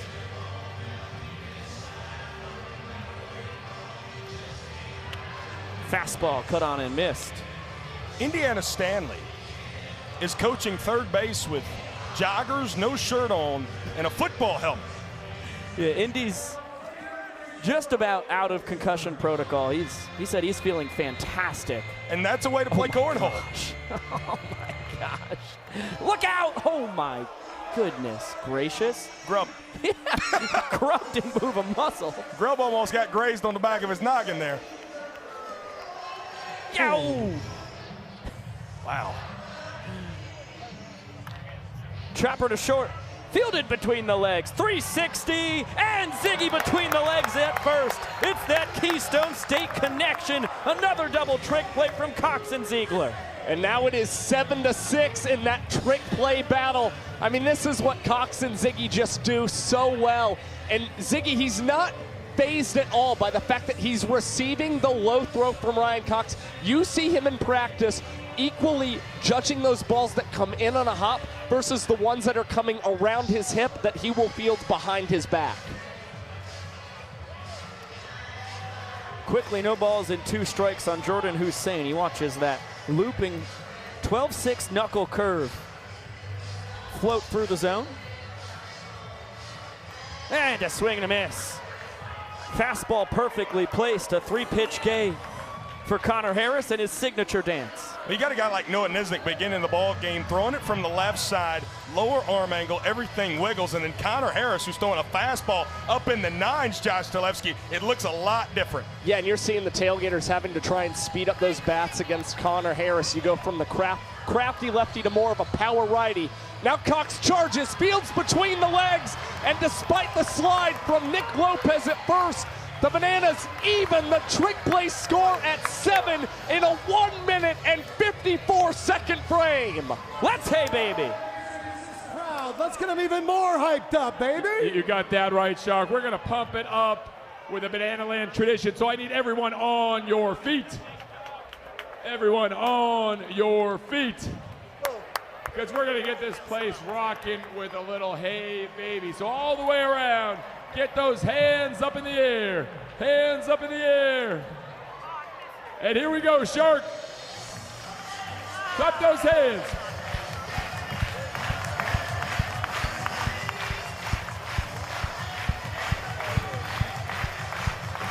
Now let's get them swaying. Here we go.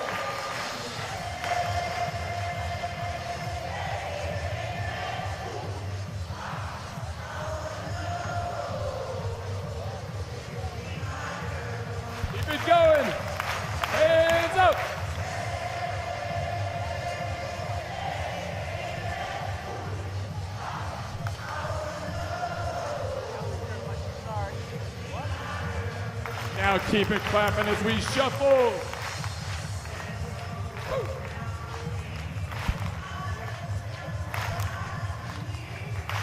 You guys are rocking. Now I want to hear you sing loudly. Here we go.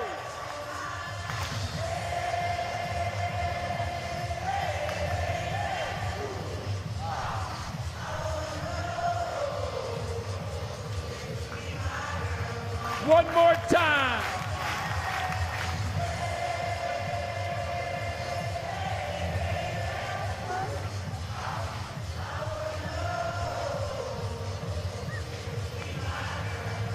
You guys are amazing. Give yourselves a round of applause. Number 19.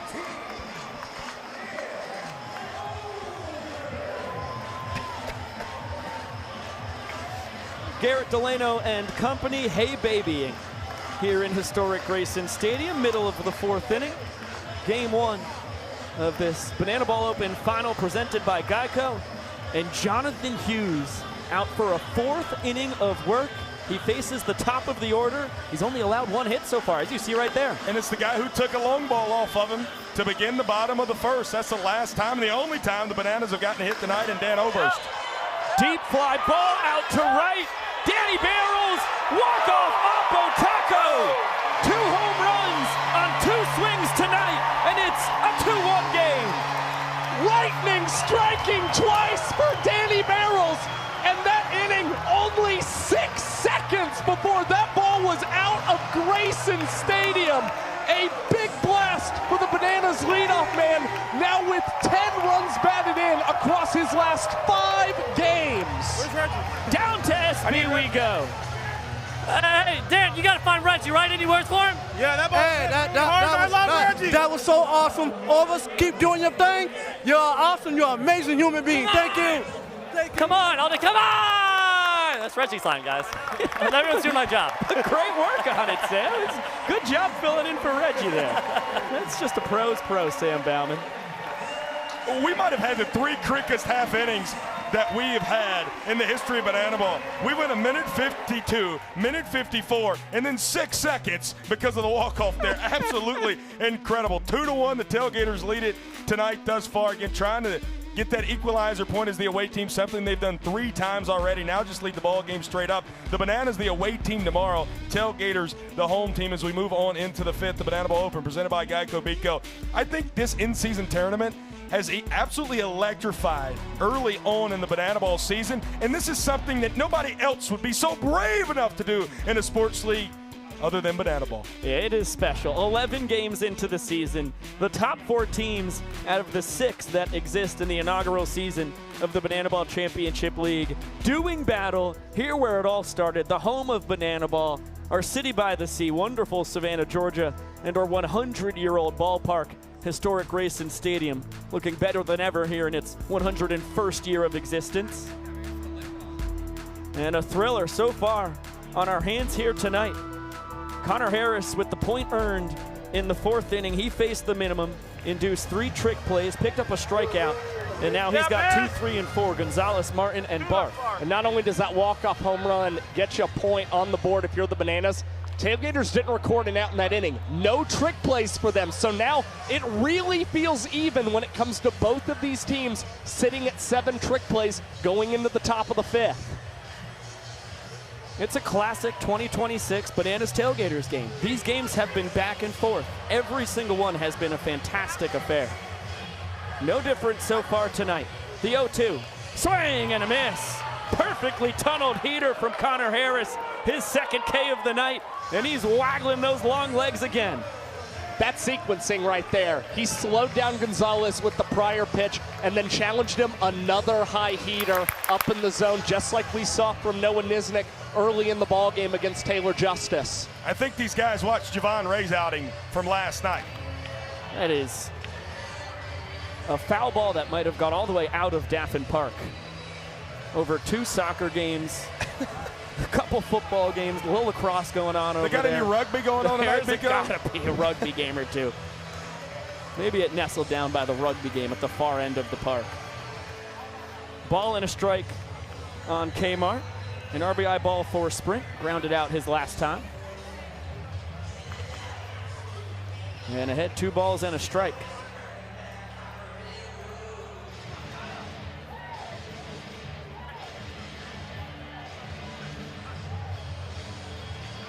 .12-6 knuckle curve did not do what Harris wanted it to do. He's got the fastball low 90s, the curveball high 70s, and then a kick change low 80s. And that ball a mile high out to right. Danny Hosley to the wall with the catch up against the wall. Kmart looking for his 5th bomb across the last 4 games, about as close as you could come. And we've already seen 3 home runs in this contest. The wind's blowing 10 miles an hour out to center field right now. So you would think that ball had enough juice, judging by Kmart's reaction, even Bill Leroy and Bryson Wheeler. Instead, Danny Hosley and the rest of the Savannah Bananas able to breathe a sigh of relief. Danny might be a position player right now. We know he could come in and try to close this ball game later. The exhale and the calm down, that's a pitcher's pitcher right there in right field. Bender misses. 2 balls and no strike to Jordan Barth, who literally spits on it. Hit by pitch his first time.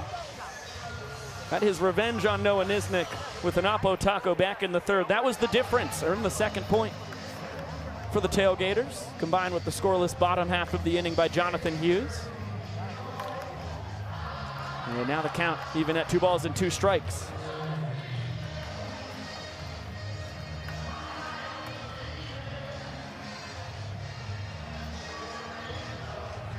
Deuce is wild. Bouncer to the right side past the dive of Olsen. Jordan Barth, perfect. 2 for 2, reaches base for the 3rd time tonight. Yeah, and he was one of 2 guys last night to have a multi-hit ball game in the win over the Firefighters. Now has reached base all 3 times tonight. The first Tailgater here this evening to reach 2 hits. Yeah, make him 4 for 6 in the Banana Ball Open now. Yeah. Reached base 5 times. Only a matter of time for the Tailgaters' 2nd-round draft pick, one of the best resumes in the sport. He's going to be a really good banana ball player. And using the other part of the field pretty well tonight, considering through the first 11 games of the regular season, 10 of his 12 hits were going to left field or center.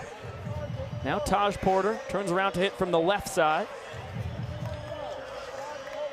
And ahead, 2 balls and no strikes. I wonder if Jordan Barth's best friend Garrett Delano, watching from the tree stand, has anything to do with his success tonight.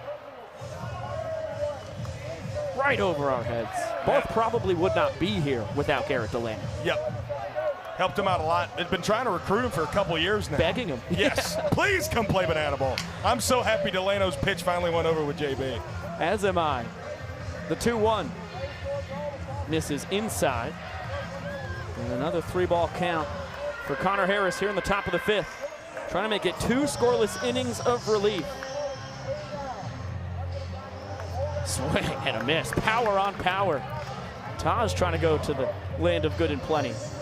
Look at Mick and Sunshine. What a duo. Oh.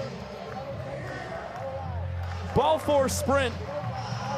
Barth was off on the pitch with it being a payoff with 2 outs. He's getting a stop sign around 3rd. Great sprint defense by the Bananas. And good base coaching by Indiana Stanley. You know, Indy's got the visor on with a football helmet. I thought he was going to send him there. I really did. That's maybe not the situation you don't want to have a coach, a regular coach, I should say, in that 3rd base coaching box. But now runners on the corners for arguably your best hitter so far this season all around. Only got in the lineup hitting over 400, Taylor Justice. Had a 6-game hitting streak entering the Open that will resume post-Open. Hitless last night, hitless so far here tonight. Smoked the ball his last time, though. Ripped the ball just straight to Alexiadis in dead center. Struck out his first time. Runners on the corners. 1-0. Loop to shallow right field. Hosley cruises in and will make the catch the old-fashioned way. Connor Harris bends but does not break. He strands him on the corners in 2 massive scoreless innings of relief for the Banana Ball rookie. Mentioned it, Connor going back to throwing out of the windup. It seems like what's really got him back to where the Bananas expected him to be when they took him in the middle of day 2 in the 2026 Banana Ball Player Draft. And despite allowing the ball for a sprint after having to go to the stretch, Harris able to bear down there against Taylor Justice and keep a clean frame in the top half of the 5th.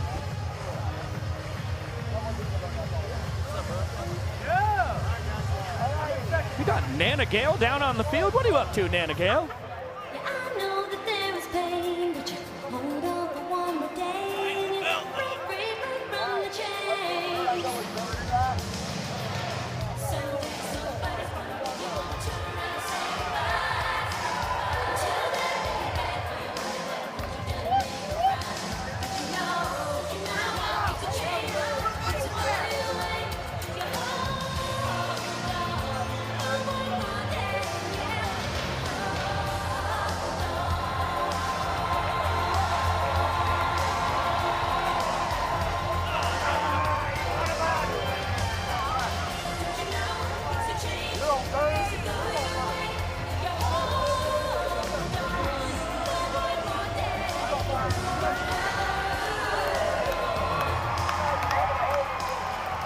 It is always special to get Nana Gale in on the action. Reese Alexiadis thrilled about it as well. 2, 3, and 4 in the order for the Bananas. Alexiadis, Young Goldberg, KJ against Jonathan Hughes, who just misses low and is out for his 5th inning of work. Jose Gonzalez Jr. out in right field. How's the view down there, my friend? It's awesome. You should be here if you can. Yes, I would like to be out on the field as that ball is smoked out to center. Hey, we got a guy. Down to a knee. Hey. Fundamental from Zach Watson. Jose, how full circle is this full experience after 2020 as a collegiate Savannah Banana, and now your rookie campaign in Banana Ball? Obviously an excellent start for you as well. Thank you. I mean, it's been amazing. Just being back here in Savannah again, everything's just as beautiful as when I left, more beautiful even. And I'm so excited to be back. Absolutely. Broken bat, Max Young Goldberg out to shallow left. Aren't racing in, tip drill. And we got and two. Hussein in the hat. Brother, let me hear you. Book it. Tailgaters retake a 9-7 lead in the trick play category. Hey, what do they do now? Clock it. Come on. I can't keep up with the lingo. Yeah, I'm trying. I got a little brother. He helps me. Continues to evolve here in Banana Ball. All right, KJ, hit it to me, KJ. Come on. Wide world around it. Jose, do you have a preference between first base and right field? I guess I grew up playing first base more, and even while I was here, I feel like I played first base more, but really, I feel like after college, I learned how to play outfield, and so I love it out here. However I can get a bat in my hands is how I want to make it happen, so. All right, brother, you got 3 and 1 here. Yeah, here we go. I got one for you, but I'm going to make sure you don't have to take off after this next pitch. Yep. All right, well, now you do. Ball 4 sprint for KJ. And he's going for 2 bases. Just in ahead of the tag from Jason Arndt, checking on KJ. Dang it. He is pretty, he is gritty. Yep. And that's what you get from Kyle Jackson. Brother, I do have a question. All right. You're from Spring, Texas. Yes, sir. You're here in Savannah in 2020, back here, calling Savannah home yet again. Absolutely. What are the preferences between Texas and Savannah? Or, if you want to be nice, and just tell me the differences between Texas and the southeast of Savannah, Georgia. I mean, honestly, it's just beautiful, honestly. I forget. In Texas, you have so many different areas that are so different. You forget how pretty other places can be when you stay there for too long. So, Savannah, Georgia, this whole region we're in, North Carolina last week, I mean, it was all beautiful. I've just been soaking it in, you know. 1-1 to Bill Leroy. Inning-winning run on second as Jonathan Hughes is trying to escape. I got 2 right here. Tell you what, your coaching staff all told me they'd be thrilled if they got 3 innings out of John Boyd tonight. 4 would be a miracle. Here he is in the 5th. Trying to escape with the lead. Looks like he will. I'm here. You. All right. 2 out. Yeah, Zach Watson secures the point. Fair play by Waddy. Hey, Sunshine. Say hi to my friends Brett and Biko up there. No way! Yeah. What's up, guys? Yeah. You guys are Let's go. awesome. I'm so glad he's on our team. You're good company right here. Let's go. I'm so glad both of you guys are on our team. Thank you, brother. Thank you, guys. Love you. Are their teammates, and we're going to run a relay race. They got to get these barbecue sandwiches all the way around the base. But here's the thing, there is nothing worse than cold food at the tailgate, so to keep it nice and warm, they will run this relay race with the burger in their armpit. Oh, and if you think that's bad, the losing team will have to take a bite of the winning team's burger. Savannah, Georgia, this is the barbecue pit race. Gentlemen, get those burgers up in your armpits, and we're going to get racing in 3, 2, 1, go! And they're off. Support that burger from one armpit to the next. You know, they tell me that this race stinks, and I'm starting to believe them. Is that Brett Helton at second base? The Party Animals pitcher showboating, running backwards. The burgers are to third. It all comes down to this. Who's going to win the race? It's going to be close, and it's Team Hats with the win. But here's the moment we were really waiting for. Gentlemen, come this way. That was Brett Helton in the barbecue pit race. Am I wrong? Tell me I'm wrong. No, you're not wrong. Right. That's a pretty unmistakable man right there.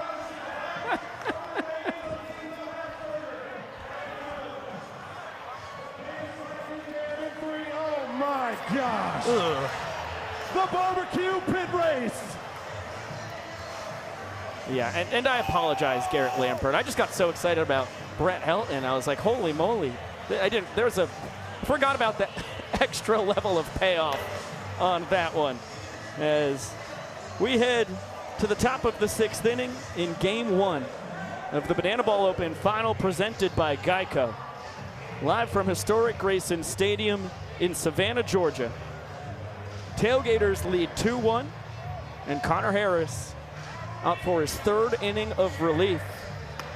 Furthest he has gone into a game in his Young Bananas career. 7, 8, 9 in the lineup. Mac Danford rocking a 7-game on base streak.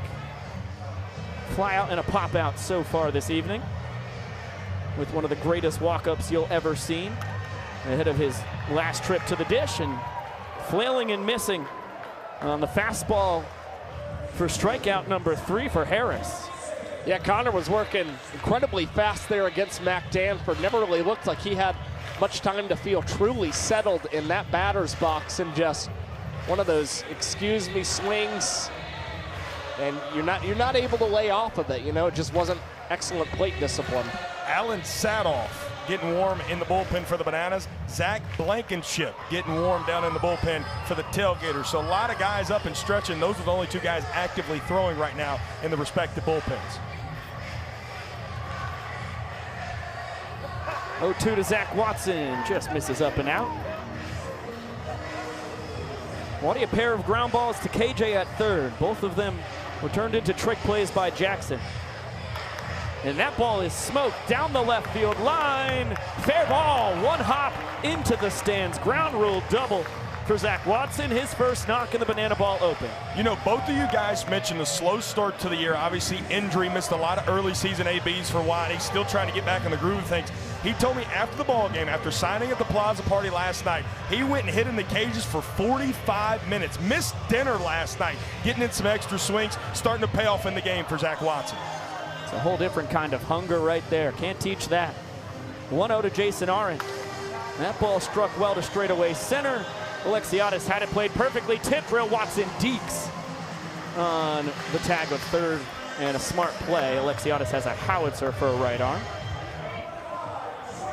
Tell you what, usually you're going to see the tornado catch when Reese is able to body it up right there. Just goes for the tip drill. Smart trick play awareness, Josh. Yeah, that's exactly right. You just try and tip it, and you don't do a high tip either. You keep it low towards the hand so you can immediately go put it into your bare hand and come up throwing the way he did to hold Watson only at second base, keep him from advancing. Here's Jordan Hussein with 2 down.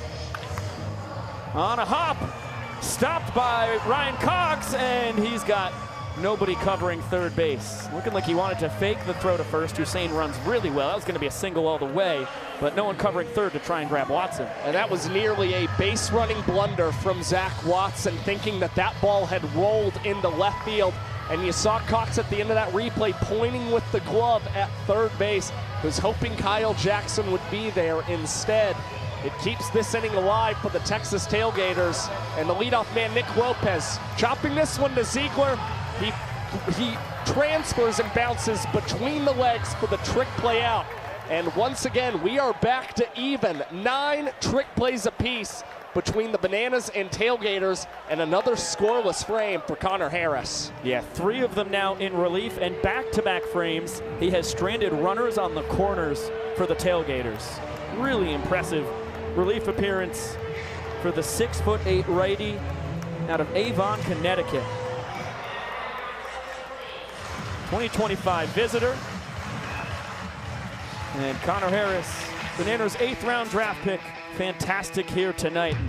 A couple pitchers who historically have been nightmares for the Tailgaters offense. Noah Nisnik, they were able to solve him tonight. 3 runs on 3 innings against Niz Nasty. Of course, history would tell you he's been fantastic against them. And Danny Hosley, there aren't many teams who have had a lot of success against the best closer in Banana Ball history, but the Tailgaters no different. I mean, the Bananas are still playing from behind in this contest. Nonetheless, you feel pretty confident that with the Bananas getting the day off yesterday as the Tailgaters and Firefighters were battling, they can send Danny Hosley back out there regardless of whether they have the lead or not. In that 9th inning, when every run counts for a point, you just want to make sure you're getting the 0 regardless. And with that 1.13 earned run average that Haas has against the Texas Tailgaters, they're going to be feeling awfully confident.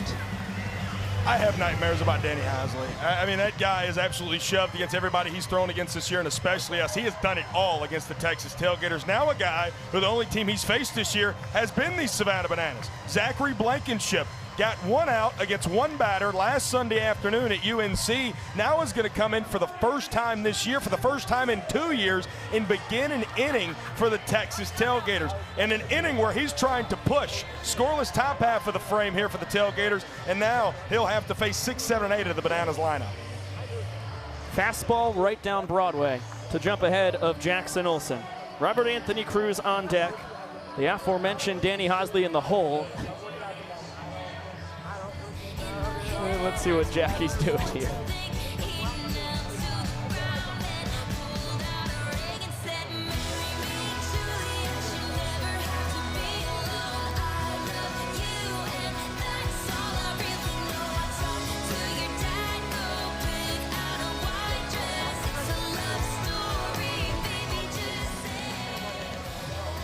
One of the greatest songs of all time. Legendary banger, and that's a diving catch. Jordan Barth taking a knock away from the grade 8. What you know about JB?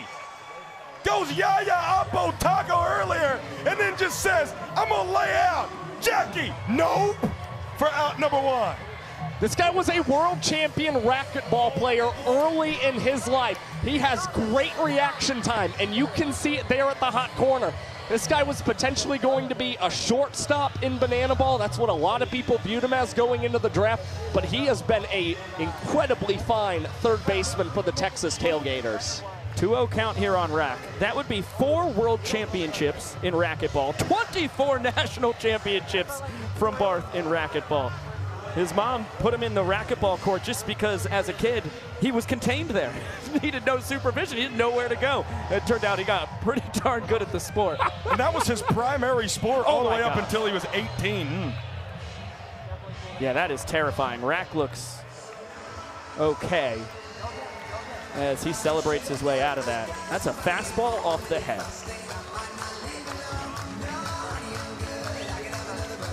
Scary as could be, but Cruz dances his way right out of it, and Bryce Grzappi is going to take his spot. Francis Gilbert, the Bananas AT, will certainly take a look at Rack. Just double check him for a concussion. Yeah.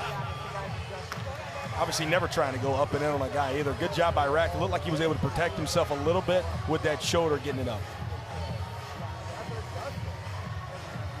Grizz takes off for second. Throw from Porter, not in time. Bryce Grizaffi, 10 for 11 in stolen bases in the regular season. Perfect here in the Banana Ball Open. Grizz had on some neon green, still does here today. He told me green means go, Brett Loftus. He was going to be on go mode anytime he got on a base pad. Inning-winning run into scoring position. 2 balls and a strike on Hosley, who stroked a ball to left, should have been extra bases, was robbed of them by Jason Aron. And now Zach Blankenship, one bad one away from gifting the Bananas their second point. Got to be in the zone on the 3-1.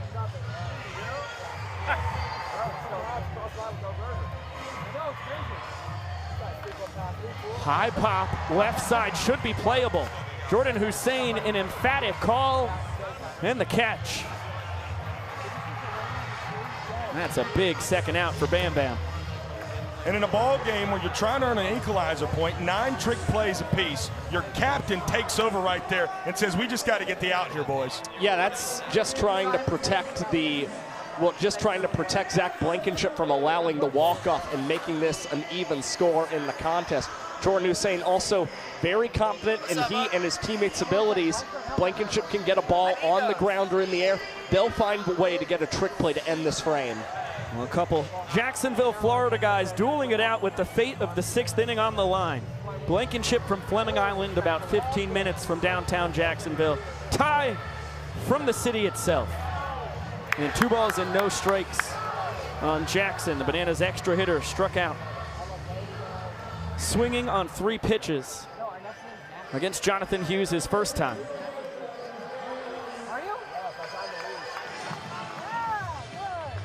Bam Bam's not going to overpower you. Fastball's high 80s, but he's got the curveball, changeup, and splitter. As Grizaffi trying to time Blankenship.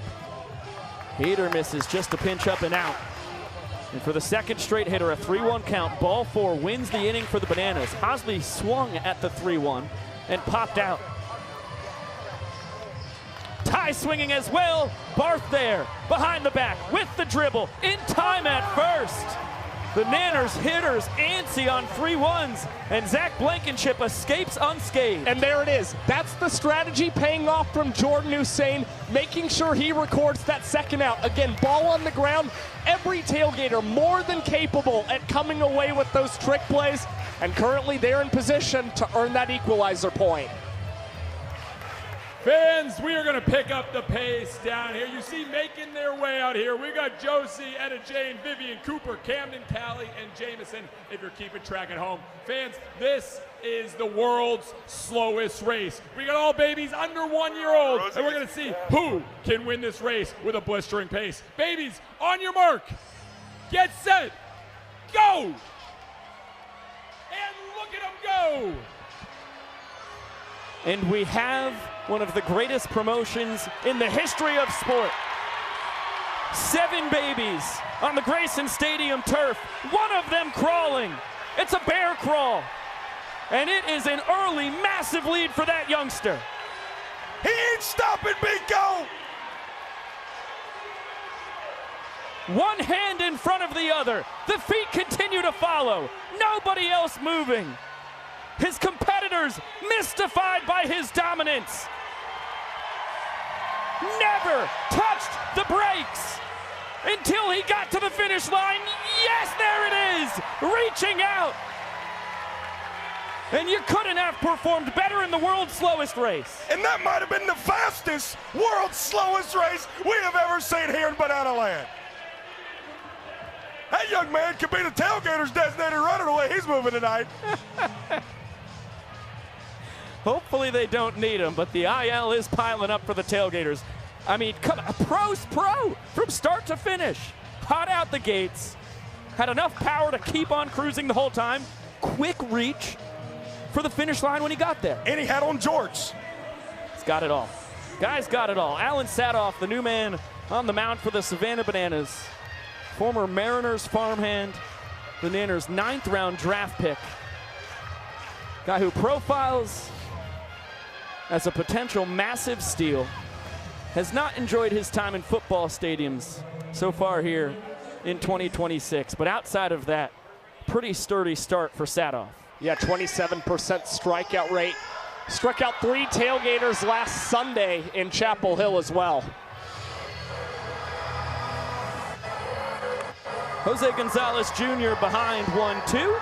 And Ryan Cox at shortstop. We've got a mic on you? Oh, yeah, boys. Oh, yeah. This night just keeps on getting better. How we doing? If I was doing any better, it would be illegal here in the continental United States. Coxie with a 2-2 count here on Jose Gonzalez Jr. You guys are chasing a point. 3 innings still to go. I mean, this has been a heck of a banana ball game. What's your take so far? The trick play battle's been fun. I mean, that's what I'm locked in and out here. And, you know, we're going back and forth, and that's what the rule's all about. I mean, finding a way to make them count and guys going for it in tough situations. I was listening to you guys talk about Hussein make the right call and Barth get the opportunity. I mean, that's just playing the game with some high IQ. Payoff pitch. Look out. Brother has to jackknife out of the way. He will take the ball for a sprint. And content with just 90 feet. Great sprint defense by Coxie and company. We work on that. We work on that. A couple times, right? Yeah. It's fun. They put the stopwatch on us in practice. And we've had a couple sub-7 times, and it's like, oh, we're really moving this baseball around. Yeah, if you're in that 6-7 range, that's pretty elite. That's what we like to live with here. Now, a couple of former minor leaguers squaring off. Of course, Sadoff from the Mariners organization. Martin, a former Phillies and Padres farmhand. Foul ball. Could have been an awesome double play, but just barely foul. Oy. He's barreling down on me there. I'm, you know, not looking for another rambunctious. That's a pretty big boy coming in. Jacob Pippersick's one thing. Jose Gonzalez Jr. is a level up there. Take it nice and easy out here. Don't let him put that football helmet on, Cox. He looked like Jerome Bettis running at you. Hey, talk to me about the bus, man. You know, he used to have a restaurant down in Pittsburgh. My dad worked right above the building. Big 36, Jerome Bettis, come on. 2 straight ball 4 sprints to start this inning. Gonzalez will easily go first to third. Martin trying to get 2 bases, and he is rewarded. That's green light special coming from the Tailgaters. Coxie, you talk about quick. That man's 33 years old, just got the second right there. I was talking to him earlier today. I watched him hit a 450-foot home run yesterday, and he's being all humble, talking about, oh, you know, it didn't get out by that much. I said, you see me hit a ball to dead center here and it gets out, I might just lay my jersey down and call it a day.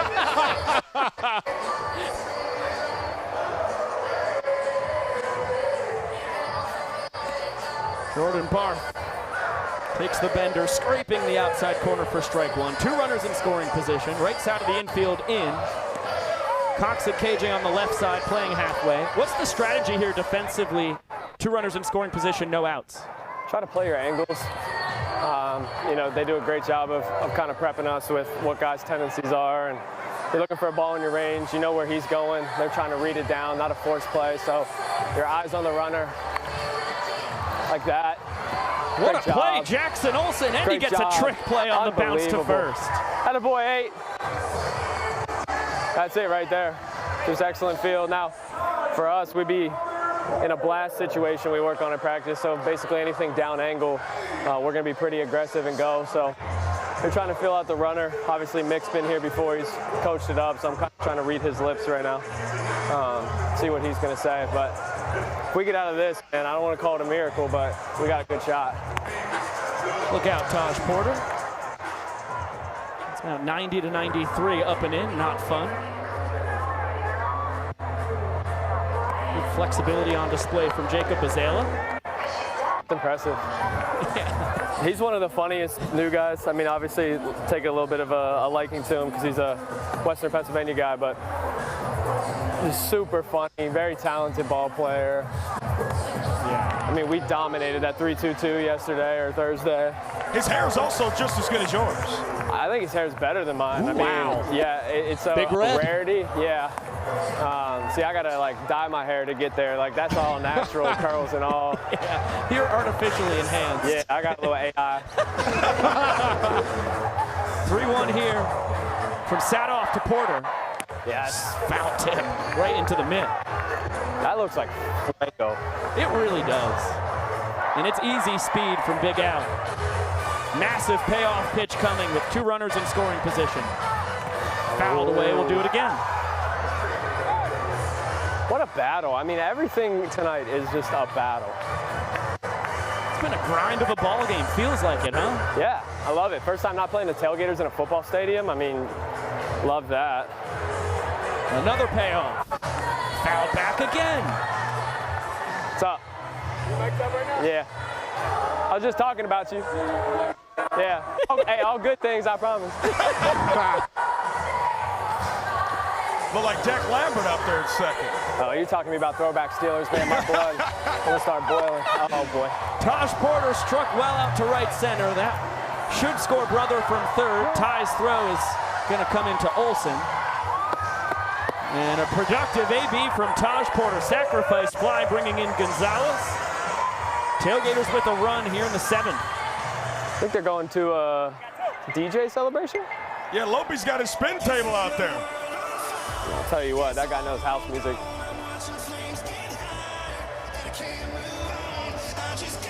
DJ Leisure.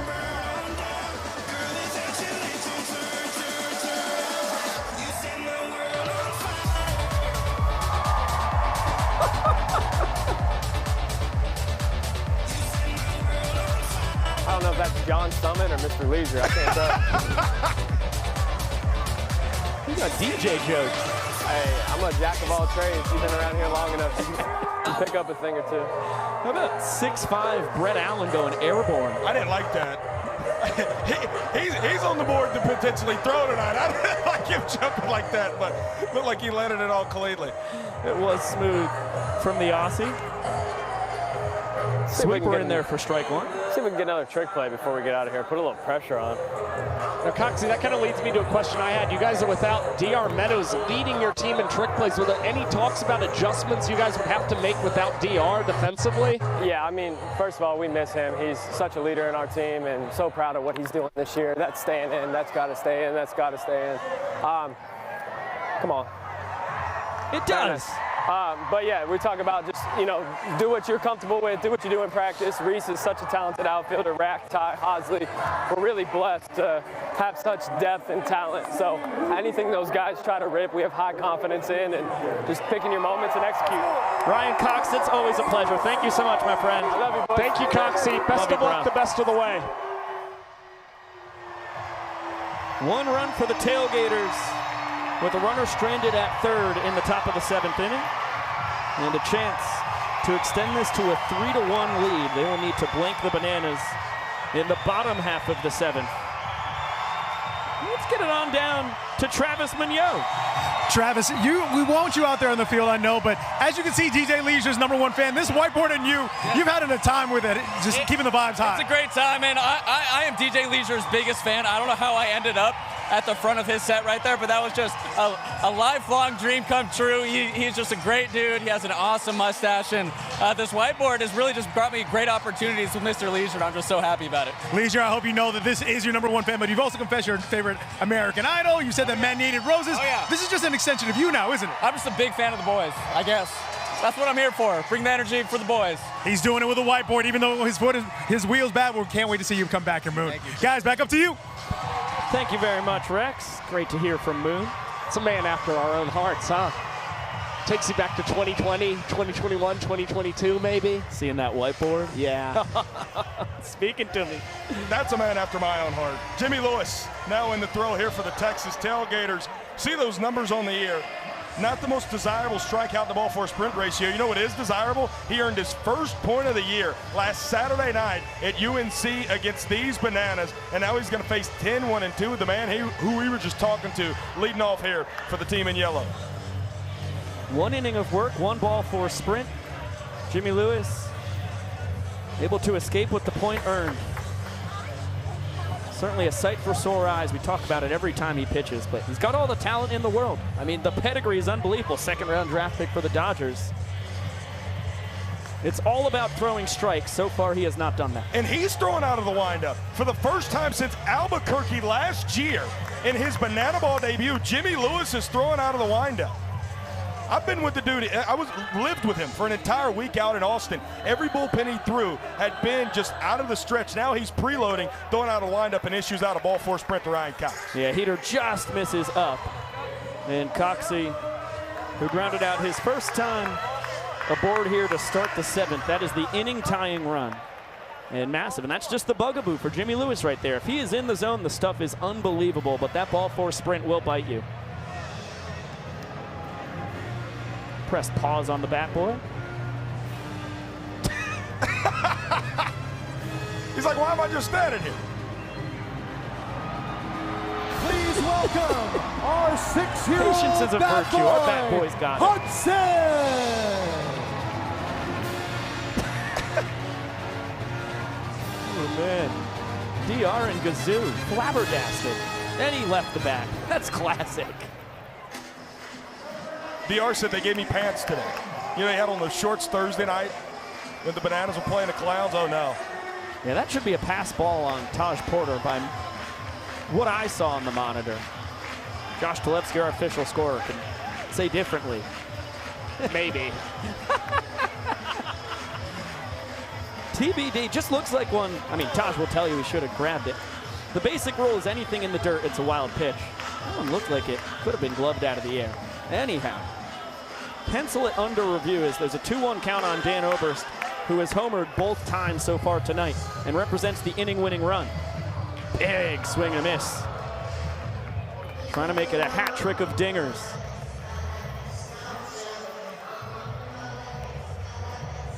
Two. Count runs full. Great note there on the bug. 2 home runs tonight, the lone 2 hits tonight for the Savannah Bananas. Both off the bat of Dan Oberst. And he's patient here, earns the ball for sprint as that one gets away from Porter. Cox will score easily from second, and Dan will cruise into second with the 2-base RBI sprint. He has now driven in all 3 runs tonight for the Bananas as well. And that's the damage of the ball four sprint at work in banana ball. You see Lewis putting Cox on. He's able to advance on a passed ball, and then you see another one that gives Taj Porter some trouble, and Oberst recognized it immediately in his peripheral coming out of that box. Now puts him in scoring position and with the chance to net a point in this inning. Bouncer, Barf behind the back. Over to first in time to get Alexiadis. Huge trick play to put the Tailgaters back ahead 11-10 in that category. And the first out here in the home half of the 7th.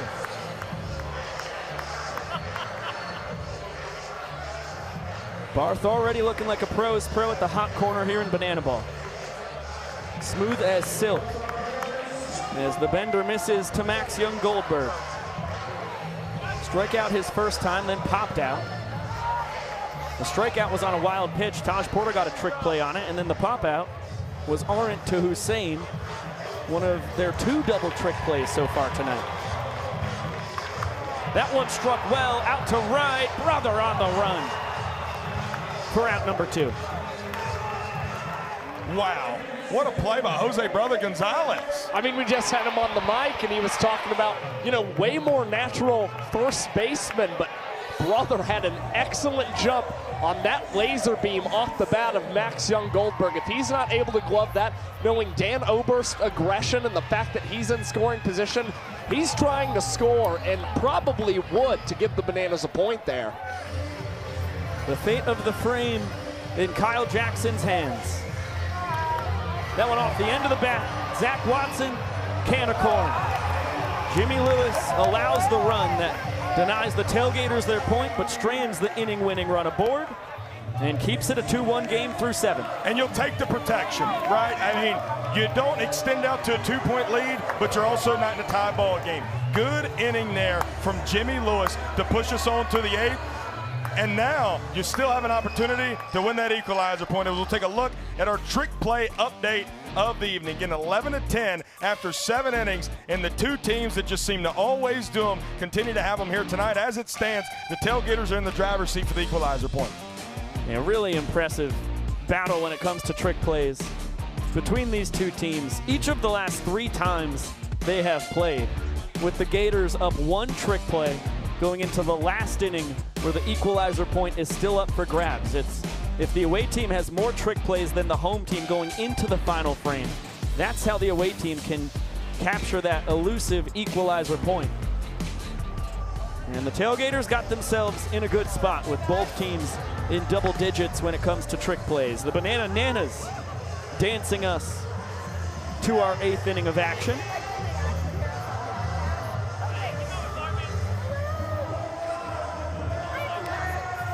A fascinating ball game thus far. The Tailgaters 2 points on 9 hits. The Bananas 1 point on just 2. It was the Dan Oberst walk-off home run to win the 6-second bottom of the 4th inning as Grant Besser will come on in, the Bananas' 4th round draft pick, 2025 visitor, trying to hold the door. Yeah, he's emerged as the next man up when Danny Hosley's been unavailable.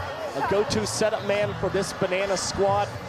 Earned the save last Sunday against the Texas Tailgaters despite allowing 2 homers in the 9th inning. But he's averaging 3 outs in 3 minutes and 37 seconds, which is 7th best amongst all pitchers in Banana Ball. Little check swing, fly ball out to left. Robert Anthony Cruz, backflip catch, strike opposed to take care of Mac Danford. Well, this is where the Bananas are going to put the pressure on the Texas Tailgaters. They know in this 8th inning the trick play's more imperative than ever, and Robert Anthony Cruz goes into the motion of that flip and is able to catch that in his glove. I mean, it gets really hairy there, but you see Rec already into the leap as he is getting ball in glove. So that's a trick play that's going to count as another rack flip for Cruz.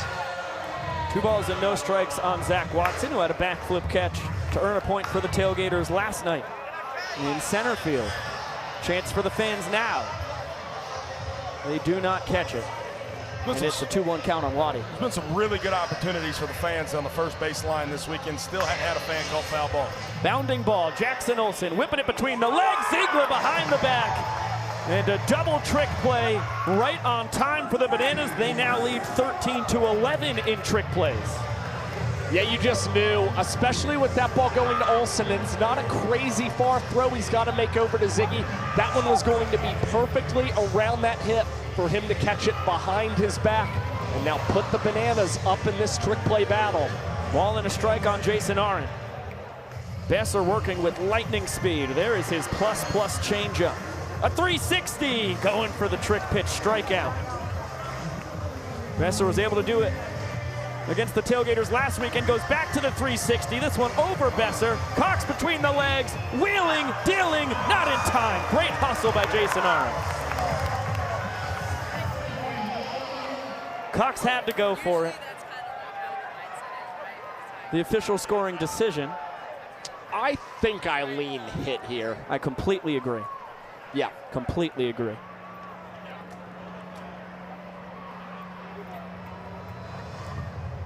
The Texas Tailgaters are invoking the golden batter rule. Now batting in place of Jordan Hussein is the Tailgaters' golden batter, Kyle Kmart Martin. Who else would you put up in this situation? Guy who went yah-yah last night, 2 ball, 4 sprints here tonight, hit one 2 feet away from a home run already tonight, and a guy he took yard in the 9th inning last weekend at UNC. I like Kyle Martin here in the top of the 8th for the Tailgaters. And you're going to have the top of your order coming up in the top of the 9th inning. So this makes the most logical sense for you to go ahead and utilize that golden batter and see if you can get yourself some more breathing room. Kmart, 2 ball, 4 sprints, a line out and a strikeout so far tonight.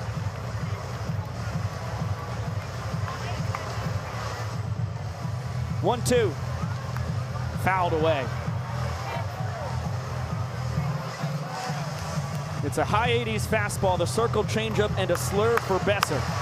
Where does he go on the 1-2?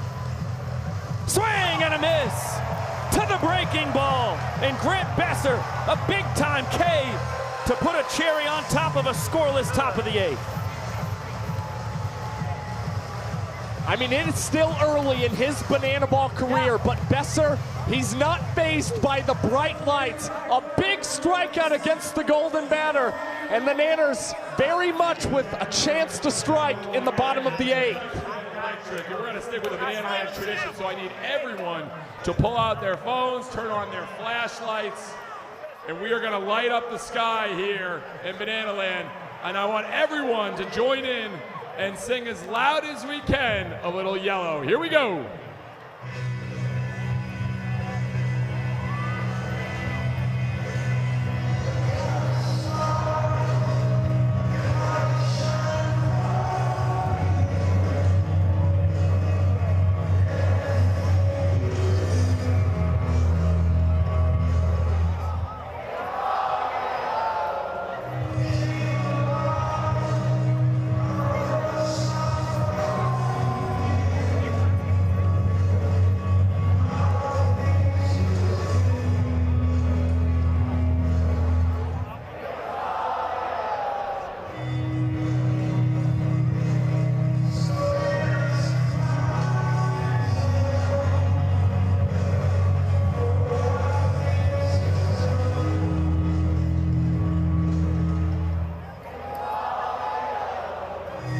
Keep it going.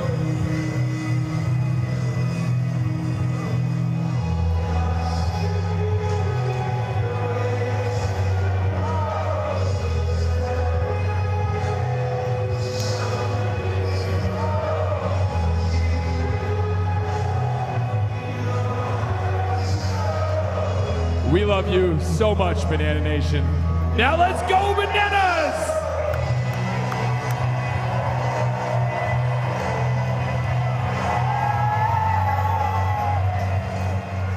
Over 5,000 fans on hand here in historic Grayson Stadium to light up the sky. In the middle of the 8th inning, we've got a barn burner on our hands. The Texas Tailgaters lead 2 points to 1.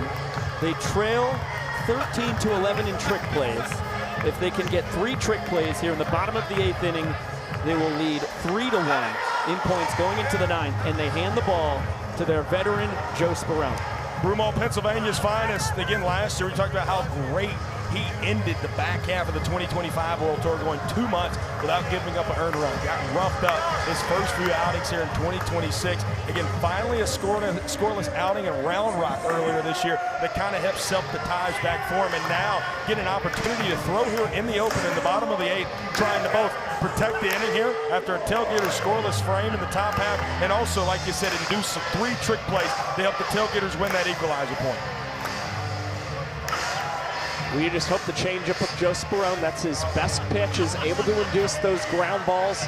The Bananas this season 3 for 6 against Joe Sperone, and one of those hits has come courtesy of Bill Leroy, the man in the box. As a beautiful backdoor changeup for strike 1 to start the frame. Chopper to the left side, Jordan Barth. His 3rd trick play of the ball game. And now the Tailgaters up to a dozen on the night, 1 shy of tying the Bananas. They need to defeat the Bananas in trick plays to get that equalizer point. Now you're really hoping to elevate one and get that double trick play tip drill, which the Tailgaters have perfected here in 2026. There's the changeup. Mighty swing and a miss from Jackson Olsen. Taj Porter, roommates with Joe Sperone. He loves it when he catches him. Taj told me he calls that changeup a lot. And as Josh just mentioned, that's by far his best pitch, which was a big reason why the Tailgaters picked him back up in the 7th round. The 0-2. Chop to the right side. Under the leg, flip from Justice to Sperone. That is 13 trick plays apiece. The Gators just need 1 more for the equalizer. What a great play from Taylor Justice. Joe Sperone losing the cowboy hat but finding the banana ball. And now just inducing 1 more ground ball. Or if you can get a tip drill, whatever, it don't matter. We just need 1 more trick play here for these Tailgaters. Mighty swing and a miss from Robert Anthony Cruz.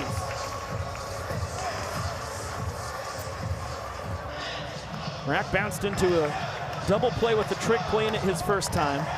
Took a fastball off the helmet back in the 6th inning. Clearly A-OK. Cued ball stays foul.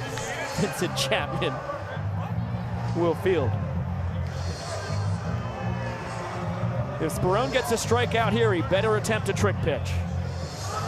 1-2. No trickery. And a foul ball. Right back to that changeup. Again, Cruz is starting to swing that bat extremely well. 4 extra base hits in his last 5 games for the Bananas, and we already saw a big cut on that first pitch from Sperone in this plate appearance. Another 1-2. Chop to first. Taylor Justice bounces it to himself. 3 trick plays in the frame for the Tailgaters. They claim the equalizer point. 14 trick plays to 13. They lead 3-1 going into the 9th. Bucket! And 4! The 4th time this year, the Tailgaters have won the equalizer point.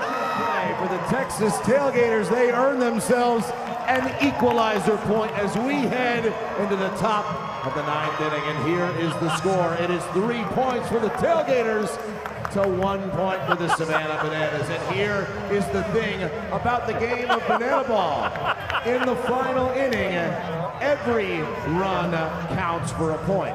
That means the Tailgaters are still dangerous here. But the Bananas have an opportunity, ladies and gentlemen, to right this wrong, tie it and send it to showdowns, or win the game here in the Banana Ball Open. This is as high stakes as it gets, Savannah, Georgia. So let's get loud because this is the final inning.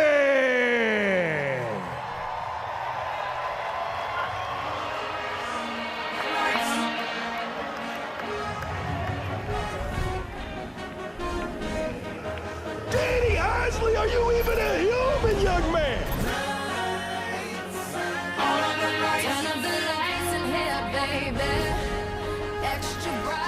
Danny Hodsley, even he knows how disgusting that one was. He is absolutely dialed in on that pitcher's mound.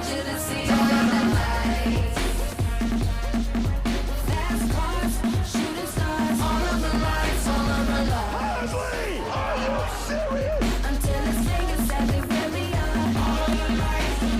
Swing and a miss. Hodsley with a huge K. Hodsley sticks with it. Blows the gas by him.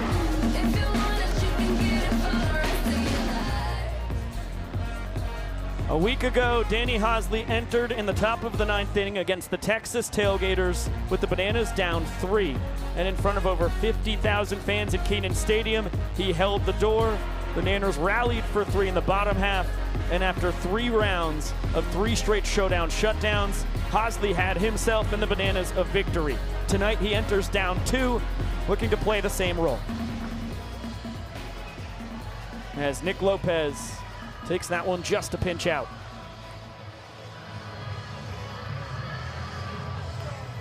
Swing and a miss on the Vulcan changeup. Top of the order here for the Gators. Lopez, Gonzalez, and Martin. A ball and 2 strikes. It's the infamous Arsenal. Fastball in the low 90s. 12-6 curveball in the 70s. The Vulcan changeup. High 70s, low 80s.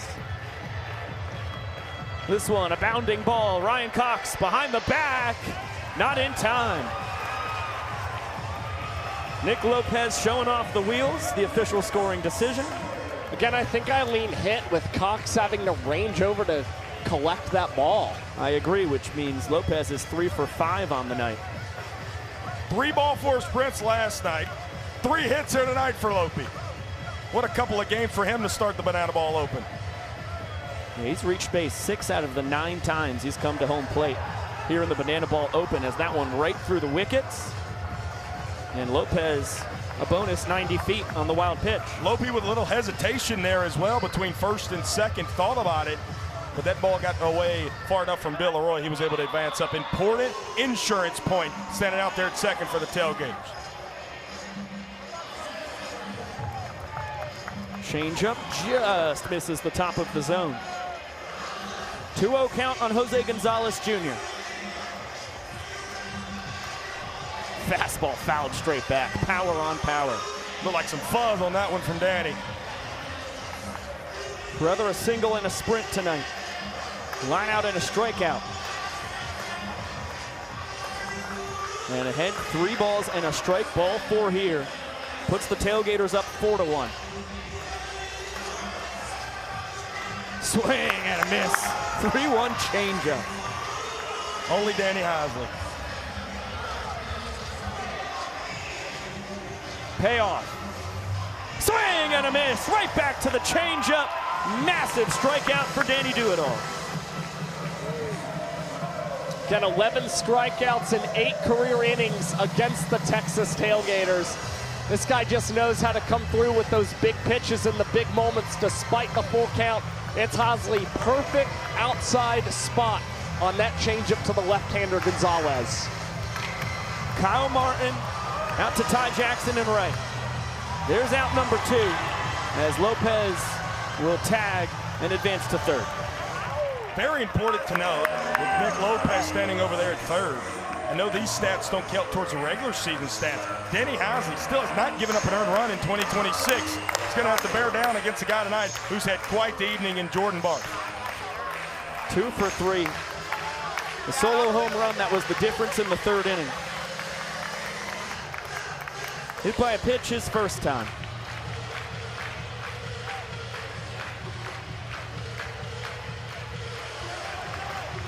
Count even at a ball and a strike. Lopez 90 feet away. Every run scored in the 9th inning counts as a point.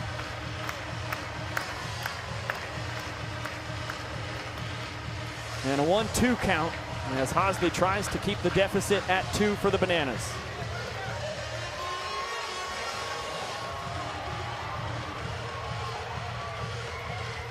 Swing and a miss. The Vulcan changeup finds another victim as Hosley strands Lopez at third, and it is still 3-1 going to the last of the 9th. Another 3 minutes and 46 seconds of Danny Do-It-All dominance, and that Vulcan change just continuing to be the difference for the Bananas right-hander. It's still 3-1 in favor of the Texas Tailgaters. The Savannah Bananas must score 2 runs in this half inning in order to force a showdown tiebreaker, or 3 runs to win the game here and now. So this is where we need you and your energy, Savannah, Georgia. Let's get loud because it all comes down to this.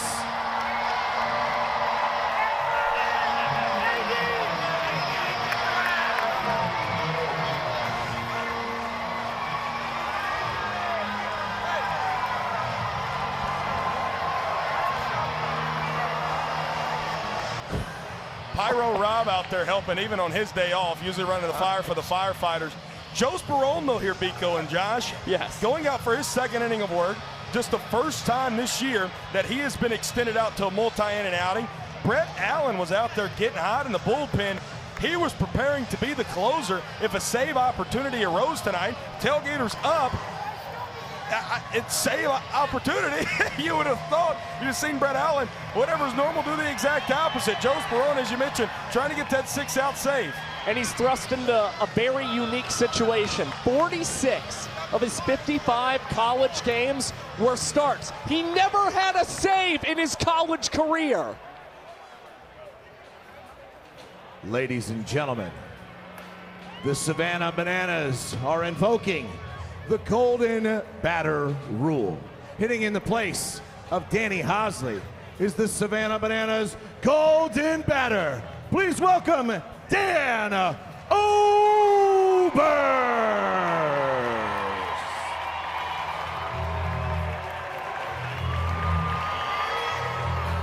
It is 8, 9, and 10 in the order. They're in the bottom of the 9th inning. And Tyler Gillum calls on his 8-year veteran, the 2021 Gulf South Conference Player of the Year. And a man 2 for 2 with 2 home runs and an RBI ball 4 sprint tonight. High fly ball, deep out to left center. Jason aren't there for out number 1. And 1 pitch, 1 out for Joe Sperone. Different type of look in Joe Sperone right now. Induced those 3 trick plays, all ground balls there in the 8th. gets Dan Oberst in on the handle. And now 9 and 10 of Ty Jackson and Ryan Cox are the two guys that stand in between. The Tailgaters take a 1-0 series lead. Crazy movement on that two-seam fastball by Joe Sperone, and that's classic Ty two-fly energy. Fired up because he has just brought the game's tying run to home plate. Even if it means a 90-plus mile-an-hour fastball off the elbow, anything to help the team for the 5-year Banana. As Ryan Cox is ahead of ball and no strikes. And Ty, of course, ran over the Tailgaters last Sunday afternoon, 3 stolen bases against them. So he's not afraid to run against this squad.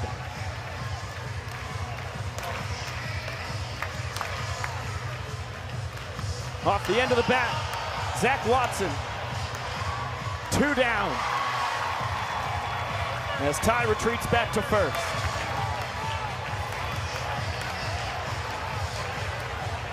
Sperone wins the battle between Keystone State kids, and now will face Dan Oberst for a second time here in the bottom of the 9th with the game on the line. Nanners down to their final out. Oberst represents the game's tying run and is able to hold up on the high heat.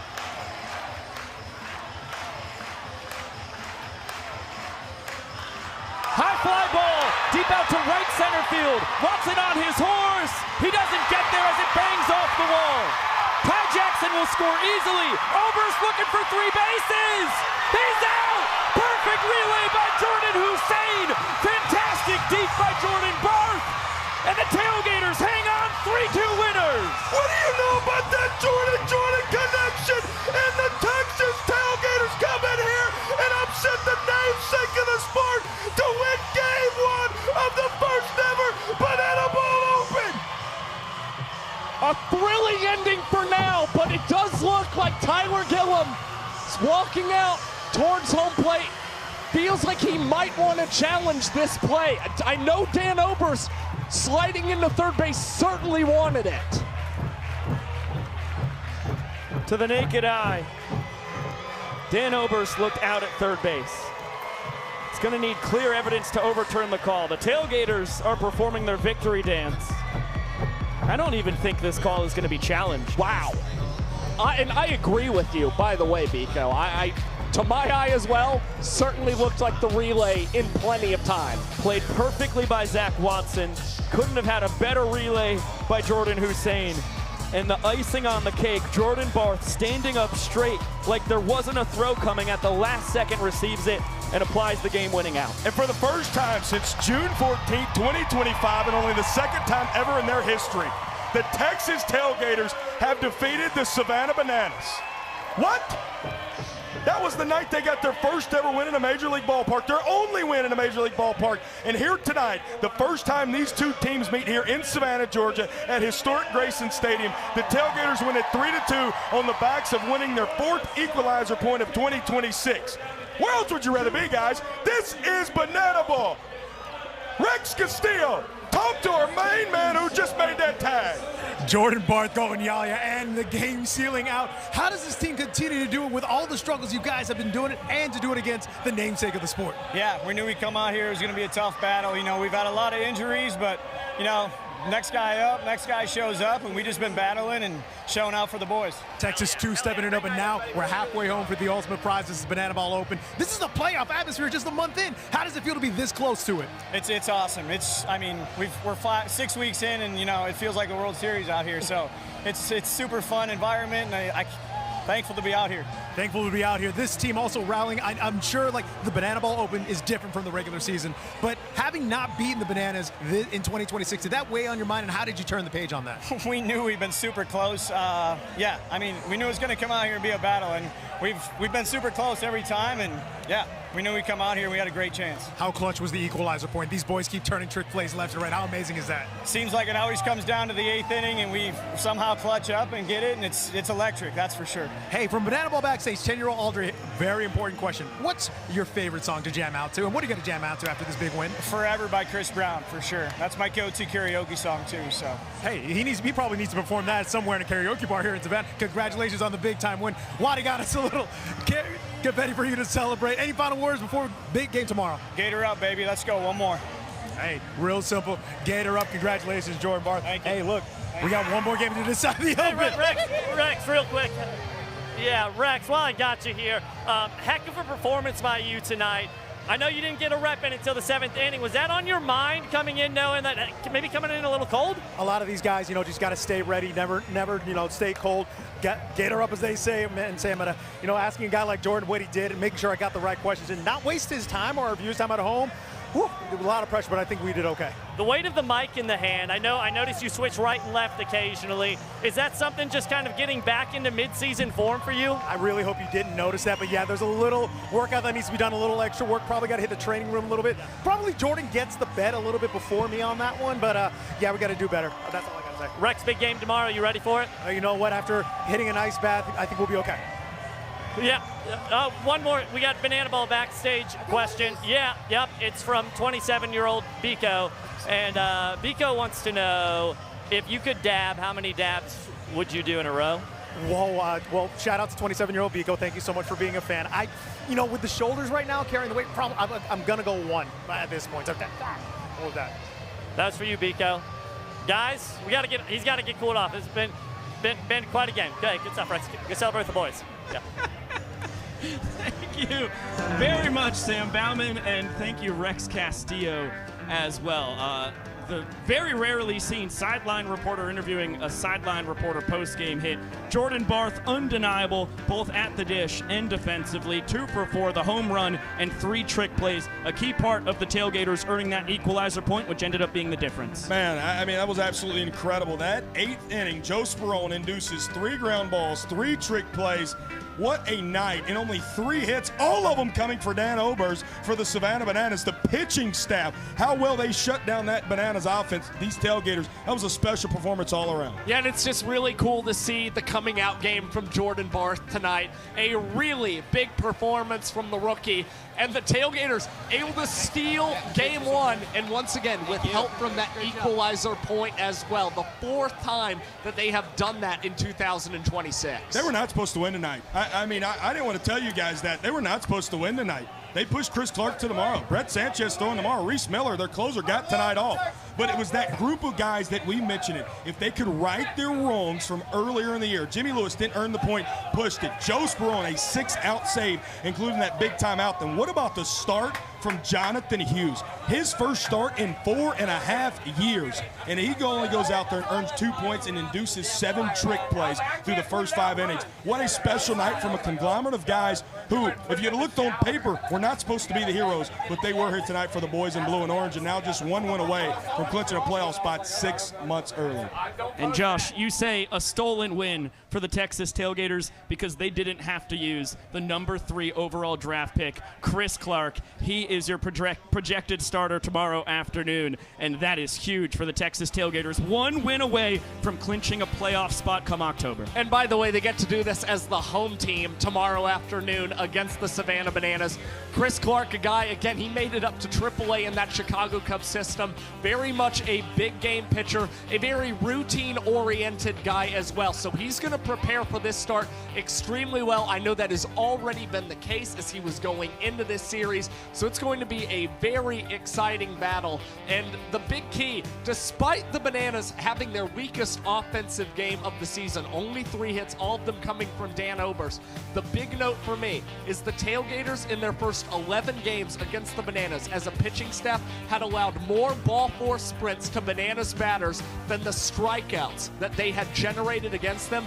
They only allowed 3 ball force sprints in tonight's game, had more strikeouts than those ball force sprints, only allowed 3 hits. They kept guys off the bases all night long, and that was a big key to their success. And induced a lot of soft contact, never more evident than that 3 trick play bottom of the 8th inning, authored by Joe Sperone, who, as you said, 6-out save, a coming out party for a handful of Texas Tailgaters here in 2026. Quickly, Brett, your keys to victory tomorrow afternoon with Chris Clark on the mound. As the Gators a win away from clinching a playoff spot. If the Bananas win tomorrow, then we go to series showdown tiebreakers. Well, it's get to that Bananas pitching staff early. I think they broke Noah Nisnik. And when I say broke Noah Nisnik, they broke through on Noah Nisnik early on tonight. When this Tailgaters offense gets started early, everything kind of falls in behind it. And also, you just mentioned it, Chris Clark. I mean, that's point blank, period. Chris Clark, you got to ride him for as long as you possibly can tomorrow. Hopefully hand it off to only 2 more pitchers after him, and then clinch a playoff spot 6 months early. For the Savannah Bananas, obviously you're going to need somebody besides Dan Oberst to get a hit. Yeah, and I think it's about having a mental reset offensively, because you saw the Bananas, they were upset by the Firefighters in Game 1 of the Tour Championship semifinal last season. And the Bananas, I mean, they were shut out, and they really knew that the offense scuffled in that game. They put a lot of pressure on themselves in that next game as well. So it's still a lot of the same guys in that lineup from last year and this year, and we know they have been one of the most stellar offenses, but you just got to put this game behind you, not let it play too much in the mental aspect of preparing for the next game tomorrow. I think if the Nanners can put that behind them, they'll still be in a pretty good spot, even against one of the game's best in Chris Clark. We get the grand finale of the first ever Banana Ball Open tomorrow afternoon right here on the Banana Ball YouTube channel, and it will be at 1 p.m. Eastern. A big thank you to our entire cast and crew here in Banana Land, for our director, Mr. Chris Haynes, our producer, Mr. Mohawk Mike, and everybody in between. Down on the field, Sam Bauman and Rex Castillo. Up in the booth, Josh Talevsky and Brett Loftus. I am Biko Scala saying so long for now. A 3-2 Texas Tailgaters victory. They are 1 win away from a playoff spot. We'll see if they clinch it tomorrow at 1 p.m. Eastern. Until then, we will see you later.